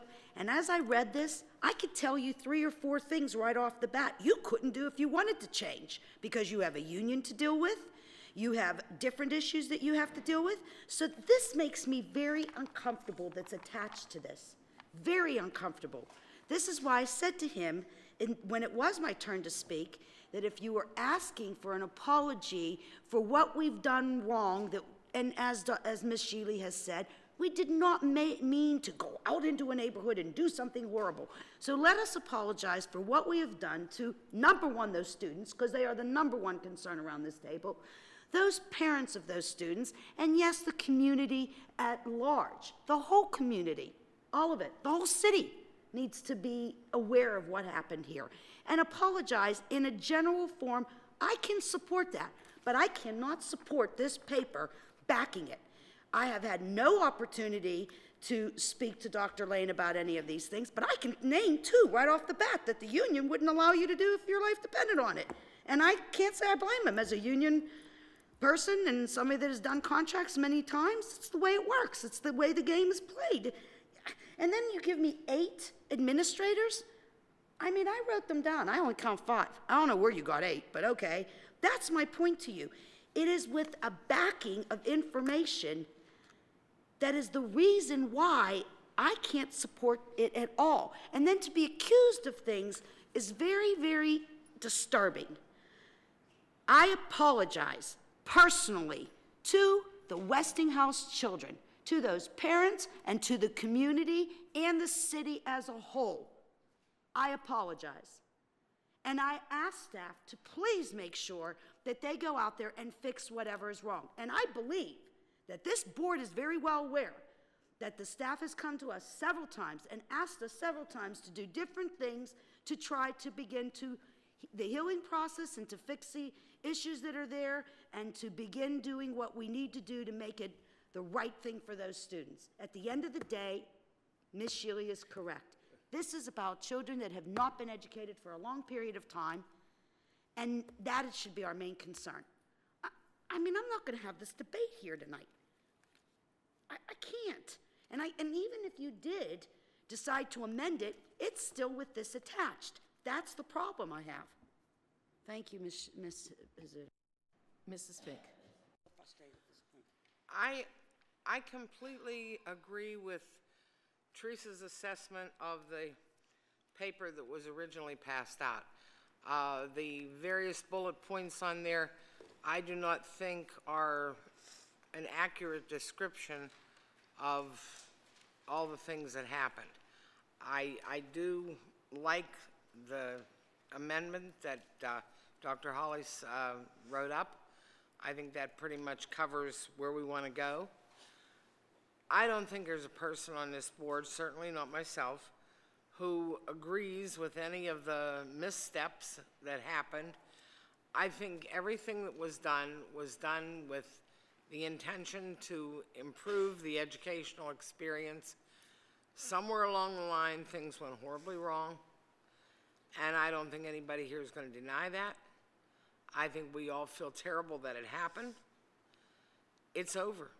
We can't undo the past, no matter how much we want to. We can only say, we did not want this to happen. We did not mean for this to happen. We are very sorry that this happened. Let's all work together to make sure that Westinghouse becomes a fine example of an academic high school. That's what we can do now. Let's not rehash what happened, because you can't change it. So let's move forward. You have my apology. I would not want to see this happen to any school. Let's move forward and make sure that we're on the right track, get the academics where they need to be. That's the best we can do at this point. That's what we should do at this point. Thank you, Mrs. Fink. Dr. Hawley? I think I've said everything at this point. I don't know what else to do. Thank you, Mr. Eisler. Thank you, Mrs. Azuda. Mr. Brentley, in your final comments where you said, we apologize for the failure of the program at Westinghouse. If that was it, taking Dr. Hawley's, and we charge the administration, this is where, again, wordsmithing is not done at a table like this.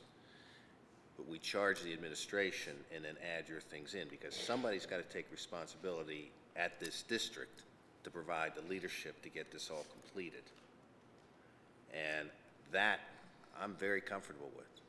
I think every one of us are apologizing for the missteps, the misdeeds, the mistrust that went on this year. What we're trying to do is to say in as few words as possible so we don't fight over the words. That's what we're doing right now. Then we want to move on. You know, Dr. Lane has done some amazing things in a short period of time of trying to turn things around in terms of settling down the administrative end, getting the philanthropic community to put fellows out there in addition to everybody else. I mean, there's some fairly interesting things that have gone on, but somebody's got to provide the leadership. And right now, the person who is responsible to provide that is sitting at the other end of the table, Dr. Linda Lane. So that's all I'm getting at, Dr. Hawley. I agree with the points you made. I just think you've got to charge somebody to do it. So if it is, we apologize, and however you want to add that, and we charge this administration using the wording of Dr. Hawley, I'm really comfortable with it and can vote for it. I have no problem with it. No, I mean, but I'm hearing, again, every time we ask for what are we going to vote on? We're getting another version. Thank you, Mrs. Azuda. Thank you, Mr. Iser. Mr. Sumter. Thank you to Mrs. Azuda. Just by what has happened this evening is the reason why the board sets up procedures for how things come forward. We have committee meetings, we have agenda review, and then we come to this table. If the manner in which we're going to do business is that there's going to be surprises every month, it defeats the whole purpose of having any procedures or any manner in which we do business. That's why I asked for a restatement of the motion to make sure what the motion said, whether it did or did not include this attachment or not. If it's just a simple item, it could have been simply presented as, this is the apology, and that's it. But when it comes with accusations and attacking other board members or presenting just more than just what the motion is about and what it's for. And again, some of the bullet items, I mean, if you're talking about attempted to implement a new software system for grades, attendance, and scheduling, that was district-wide. It wasn't just on Westinghouse only. So the conveyance that you did something just for Westinghouse when it was done district-wide, like I was saying, there's some bullet items that separate apology, whether we're going to move forward or not, or if it's two different memos or letters or actions, I have no problem with referencing this document that you get at the last minute that is 1.5 pages. I guess it is some credence to give board members the opportunity to discuss items before we get to this legislative table. That is more of a concern, not whether or not you agree to apologize. That's not the issue. That is not the issue. And as other board members have said, and if every board member here needs to say individually, I apologize, then it's being recorded. It's on the internet. It's televised several times, and it'll be repeated. So I think the listening public will hear that we are apologizing for what has happened, and we will do whatever we can to rectify that and improve the situation from this day forward. And I think that's the bottom line of what the apology should say or could say. But if there's still confusion about what it is, I guess before we vote, we should have Mr. Weiss restate what the motion is that we're voting on and go from there. So, First of all, we have an amendment that Dr. Hawley offered and Mr. Brentley seconded that reads that plans will be developed with the support of the central office, school-based personnel, and community organizations, or community organization. That is an amendment that was offered by Dr. Hawley and seconded by Mr. Brentley. The best motion that I have here, and again, it's very hard to articulate this, is that it was a motion to extend a formal apology to Westinghouse community students and staff for the missteps and misdeeds at Westinghouse. Now, I will admit to you that no one has said that succinctly, but that is what I've derived from this. So, at minimum, I think we have to do something with this amendment to know what we're voting on ultimately. And that's pretty clear. The amendment's clear.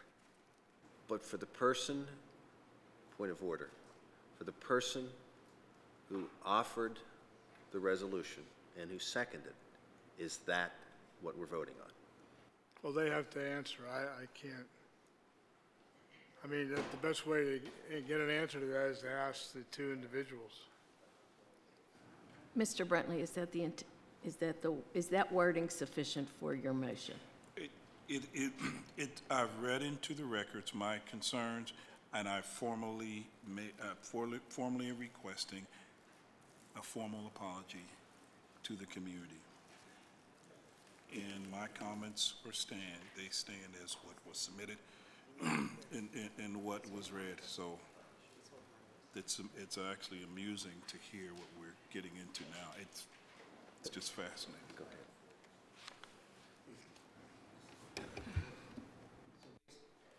based on what Mr. Brentley has just stated as being the wording of his apology, do we have to vote on the amendment first, or can we just have them both at one time?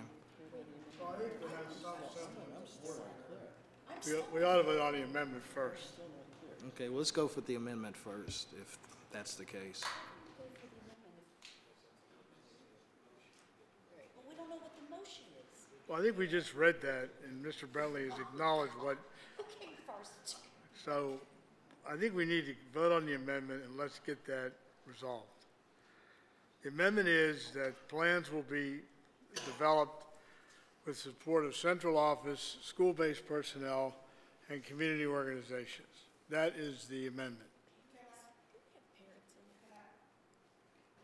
I just want to tweak that a little bit. Am I allowed to do that, Mr. Weiss? Yes, it's your amendment, so. We charge the superintendent to develop an educational plan with the collaboration of central office, school personnel, and community agencies. Now, somebody's mentioned parents. Well, that was assumed. Can you read When I that say back? school personnel. I'm asking the reporter to read it back. Say it, okay. That's why he's here. Oh, geez, oh, man. Charge the superintendent to develop an educational Plan with the support. with the collaboration With the collaboration of central. office, school personnel, and community agencies. I want to add parents into that. I'm sorry. I need to add parents. So we'll add parents to that. So that's the amendment. Can we vote on that? Wait a minute, Mr. Brentley, do you still second the amendment? Second, the amended. Okay. No. Did you want to speak?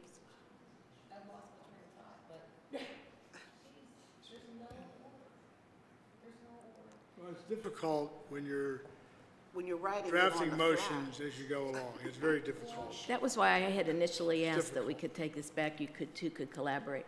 And we have asked, the practice is to be that if there is going to be a motion, it come before the board at agenda review. We would have had a chance to talk, Tonight, we would have had a motion that we could have moved on without using an hour and a half of everyone's time. Well, I just. But this is where we are now. I just got this to, when you got it, so. And that's the problem. Okay, so, right now, we have a second to the motion. I mean, we have an amendment to the motion. So we have to take a vote on the amendment to the motion. I did.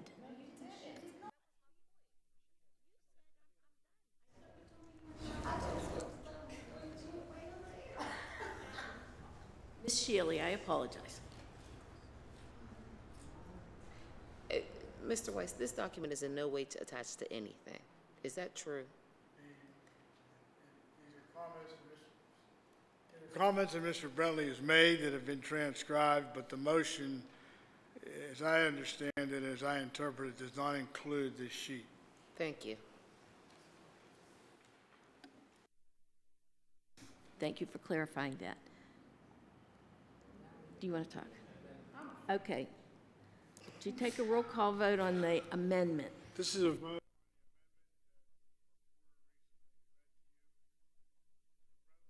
Yes. I'm sorry, Mr. Weiss, to do this to you, and I apologize to do this before I vote, but I am still confused as if the original, That is not part of it. you're saying that. He didn't say that when he was We asked. just established what the motion is, and that is not part of the motion. You repeated the motion. I want to hear that come Well, from him that Mr. originally Brentley, made it. Mr. Brentley confirmed that, When? just about 5 minutes ago. Did you confirm, Mr. Brentley, that this is not attached to the original amendment or the original We are motion? voting on the amendment. That's what we're voting on. That's attached to a motion that you originally made. Yeah, but are you going to come back for another vote for? Right, that's. With what- all due respect, I vote no. I'm too confused. I abstain. Dr. Hawley? Yes, yes. Mr. Eisler? Yes. Ms. Shealy? Yes. Mr. Sumter? Yes. Mrs. Azuda? Yes. Okay, so the amendment's approved. We're back to the original motion, which is, I have it here as best I can discern it from these notes, is a motion to extend a formal apology to the Westinghouse community, students, parents, and staff. That is the motion, as amended by Dr. Hawley's amendment, which was approved. Point of order, that's all, that's it. That's the motion. We have nothing to do with any of the other comments that Mr. Brentley made. Mr. Brentley made comments, they're in I the just want to record, be but clear. this is the motion. Right. And my comments are for the record, and they are in the record.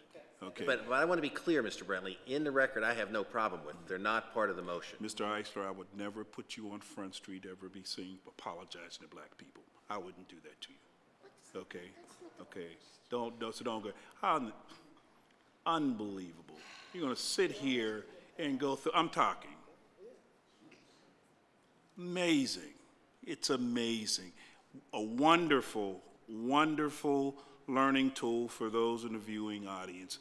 This is what goes on when you're dealing with issues, especially when folks just simply don't want to admit the mistake that was made. My comments are on the record. I stand by my comments. I wish I would have had more. I wish you all would have joined me. I would emphasize again to the African American members of this board. You know what happened in that building. You know the dangers, okay? Other board members, well, white board members who don't go there and won't know, okay, you may be at a slight disadvantage. But for some of us who live in and around these communities, we should be upfront and simply apologizing, allowing them to move forward. My comments stand, and if you have any issues with what I have here, go to the local newspaper, look at the records. Remember, most of you voted for some of these things. Most of the items I did not even vote for because I knew of its danger. I'm here, nevertheless, pushing forward an apology, and I'm here standing as a board. And remember, we can say that Dr. Lane did this and Dr. Lane did that, or it's up to her responsibility. But remember, we voted as a board. We voted as one body, and so that's where the apology should come as well. Mr. Weiss, can we take a vote on this? Wait, did you want to say something? I apologize, Madam Chair, and I apologize to my colleagues and even the audience, but I'm still not clear on what exactly I'm voting on. If I am voting on a simple apology, then I want to be clear about that. If I am voting on an apology with this as an attachment, I can't. You're not voting in with an attachment. Mr. Weiss, and I apologize for interrupting you. You've said that, and I respect you, and I have no problem taking your word. But every time Mr. Brentley's been asked this question, he does not answer it by saying yes or no. I would like Mr. Brentley to tell me, is his motion attached to this or not? A simple yes it is, or no it's not. It would make my ability to make a decision here this evening a lot easier. Can you just tell me if your original motion has this attached to it or not, sir? My motion, or followed by my comments that I read into the records, which I still stand by, and you are getting close, Ms. Khaleesi, to treading on suggesting that you want to remove my comments from the record, or you don't want my comments to be associated with that. That every board member has the right to share his or her comments and to interpret and to put things and to make their comments before and after any kind of vote. That's what I'm doing. If you don't support it, then do what you have to do. This the board is clear, and Mr. Brentley has made comments, other board members have made comments there in the record. We have a court reporter here that takes it down accurately. The motion before you is an apology. This attachment is not part of the motion. You have an amendment approved. The apology is now, and that amendment will be the motion you're voting on. That is what the minutes will reflect. So with that, if you want to have a roll call, we can do it. Mr. Brentley? Yes. Mrs. Khaleesi? I abstain. Mrs. Fink? Yes. Dr. Hawley? Yes. Mr. Eisler? Yes. Ms. Shealy? Yes. Mr. Sumter? Yes. Mrs. Azuda? Yes.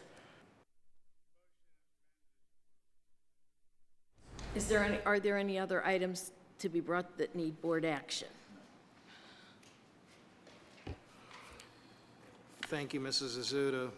Very briefly, I had a new business item for tonight, and that was for the school district of the city of Pittsburgh to enter into a contract with Manchester's Craftsman Guild to fund its after-school program in an amount up to 50% of its 2011 funded amount. I'm not going to make a motion to put that on the table tonight because we might be here as long as we've been here discussing the last motion. However, I would like to suggest that this be put on the agenda for an upcoming education committee meeting so that we can fully discuss this issue. Thank you. Thank you, Mr. Sumter. Is there anything anyone would like? Go ahead, Mr. Brentley. Yeah, I just have some other announcement, and I guess, Mr. Sumter, that was the surprise you were talking about. And duh, you know what I mean? Same thing you, okay. Mentioned that I would bring it forth at Surprise. agenda review. Go back and look at the tape. Okay. I just want to ask Dr. Lane again. There was a letter that was sent to you by Fred Logan, and I would ask Doctor if you could to respond. He attended 2 public hearings, but also I just want to ask in terms of an update. There were, I think, 40 or 50 questions that I delivered at last month from the Westinghouse community around Westinghouse School and so on. Have you been able to respond to those questions in writing yet? I got those questions last Thursday. I have not responded to them. I have now 3 documents. None of them say clearly who they're from or to whom answers should be sent. And I believe that some of it is, some of the things are contained in all 3 documents.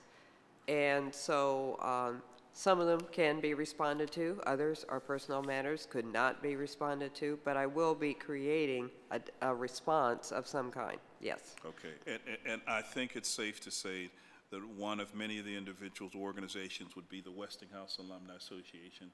I'm sure you have a way of contacting them.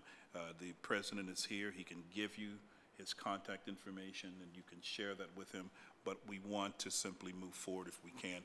I do want to remind folks that there will be a Take a Father to School Day meeting on Monday, our first. It's going to be at Obama School, 6 to 8, and we're encouraging all men in the district who are interested to help us plan for this year's activities to please try to attend.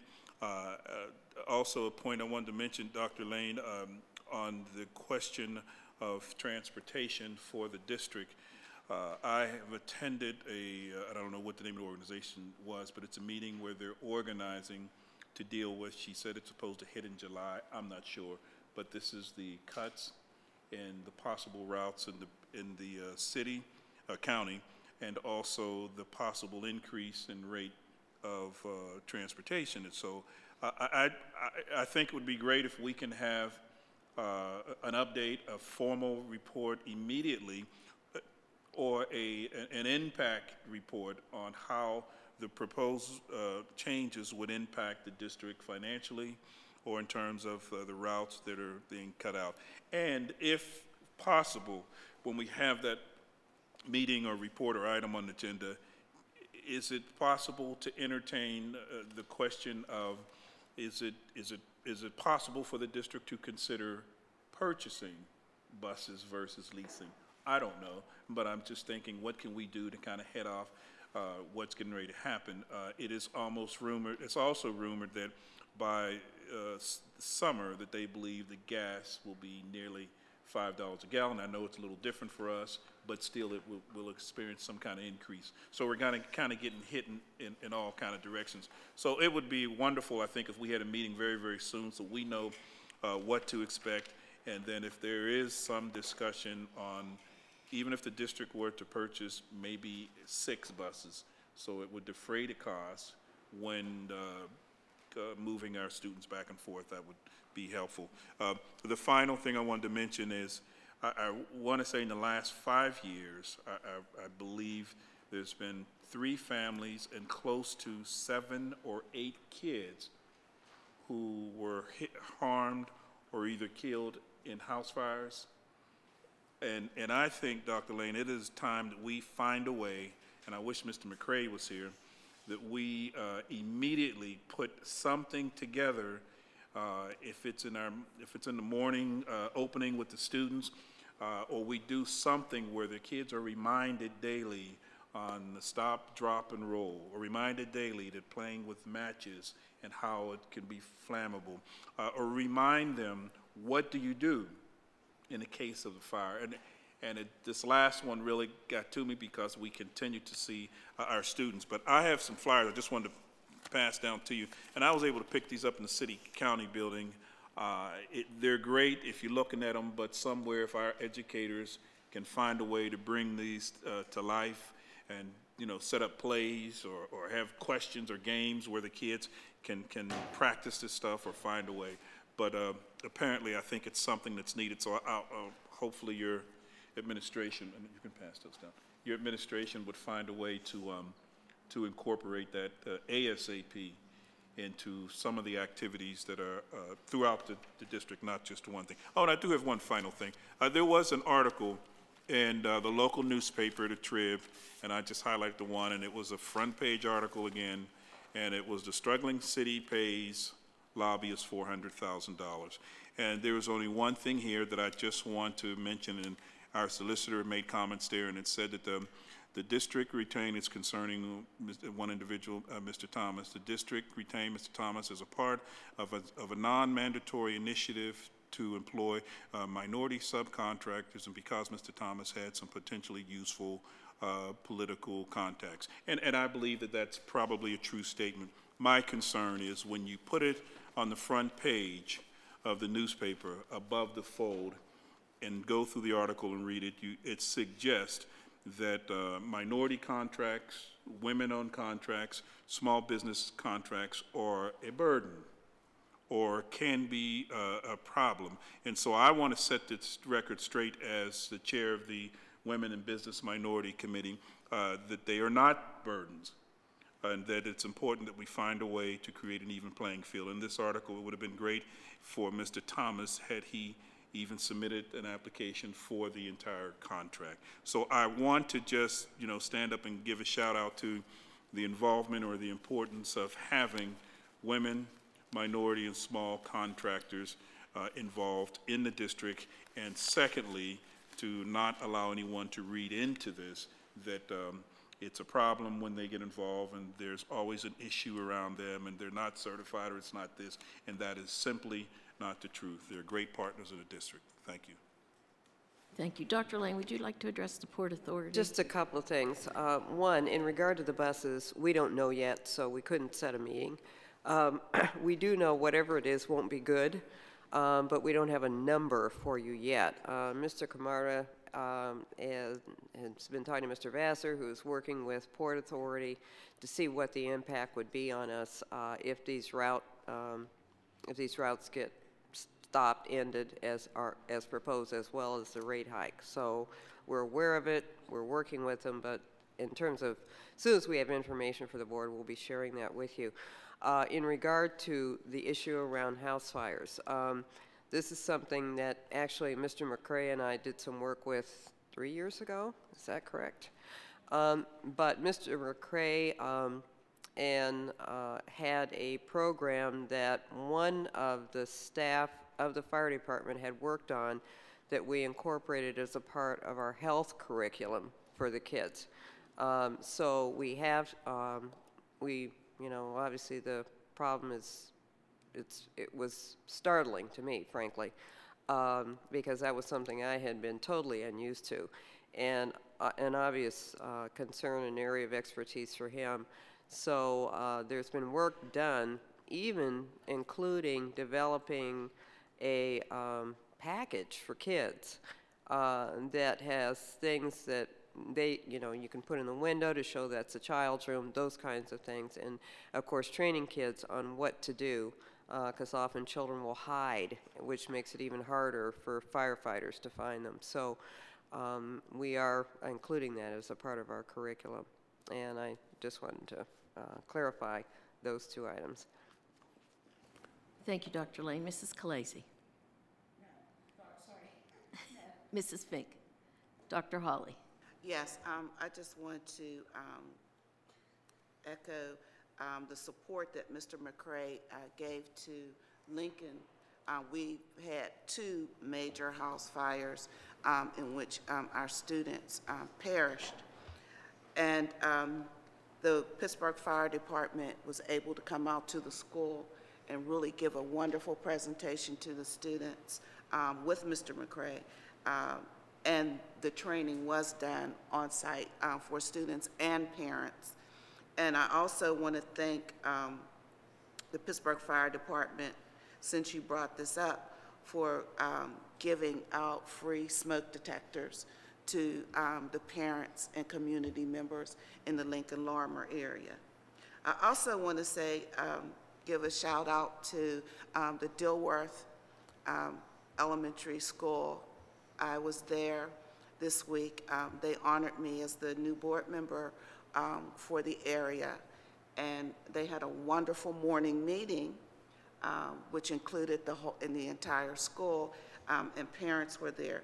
I felt really welcome into the school, and I want to thank Dr. Lamar for her wonderful acceptance of me as the new board member. And hopefully, we'll be able to present our Gifted and Talented program to the board and to the Equity Committee so that you can see the wonderful work that's going on there. And hopefully it can be duplicated at some of our other elementary schools. Thank you. Thank you, Thank you, Mrs. Azuda. In the interest of time, I'll just forge ahead. I guess a question to Mr. Weiss and Dr. Lane. Have either of you heard of a lottery with one of our charter schools that was not conducted appropriately? Oh, I'm I asking a don't have any question. information in that regard.